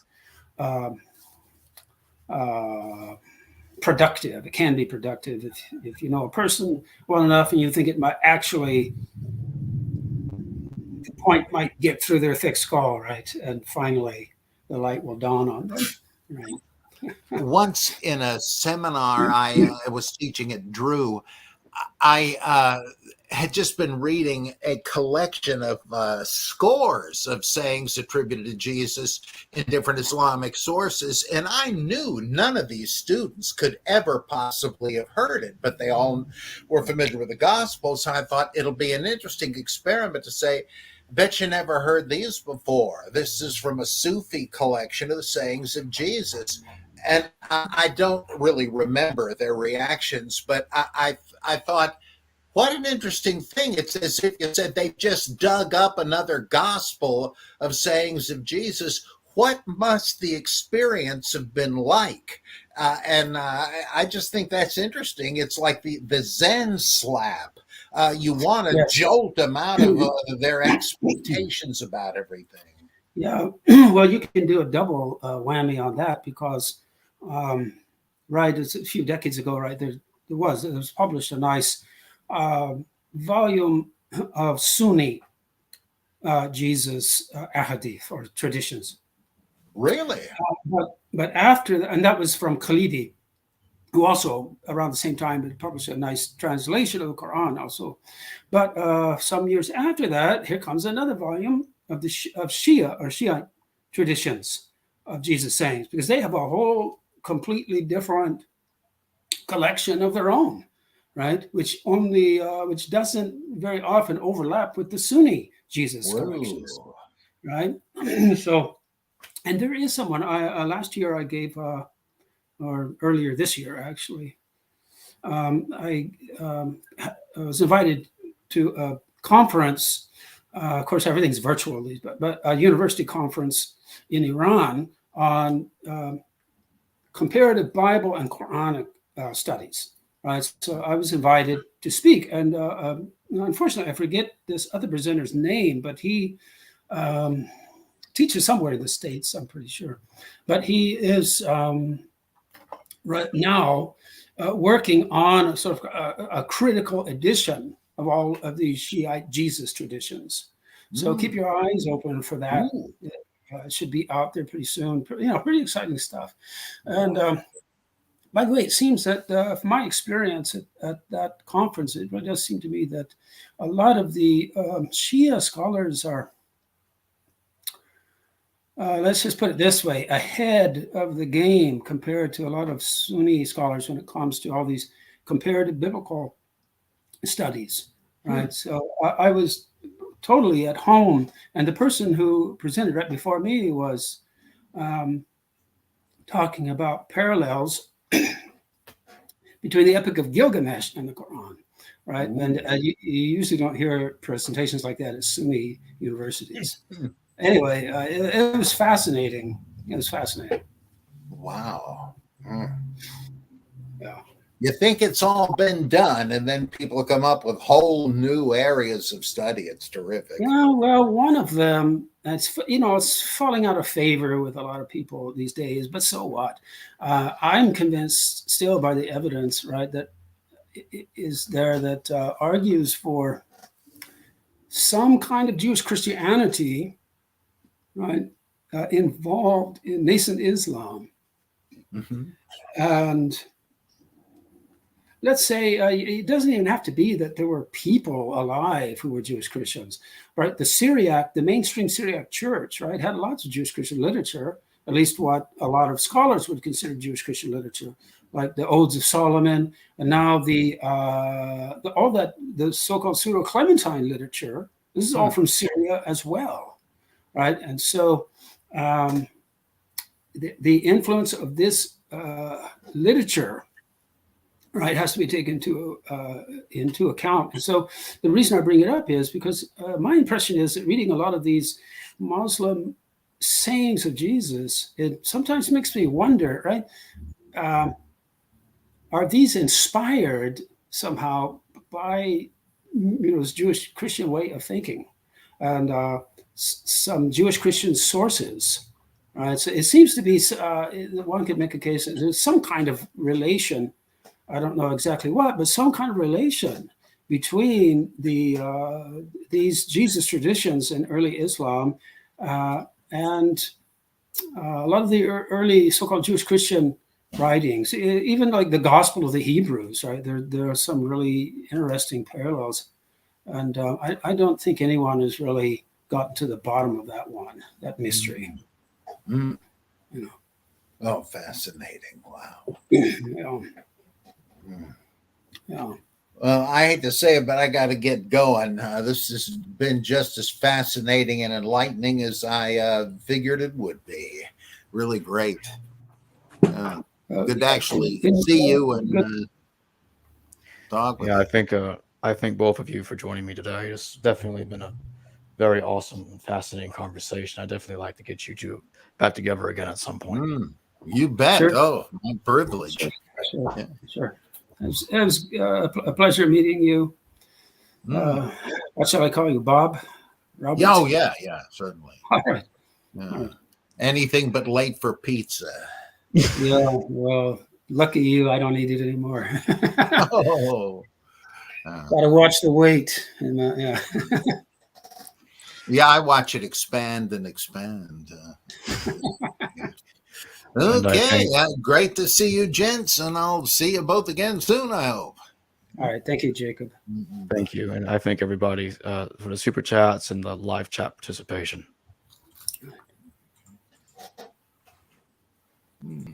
Hello, viewers. Thanks for watching this video from the History Valley YouTube channel. Please don't forget to subscribe and hit the notification bell. And if any of you wish to further support this channel, please consider checking out this channel's Patreon page and becoming a patron, and or donate through PayPal or through Super Chat during a live stream.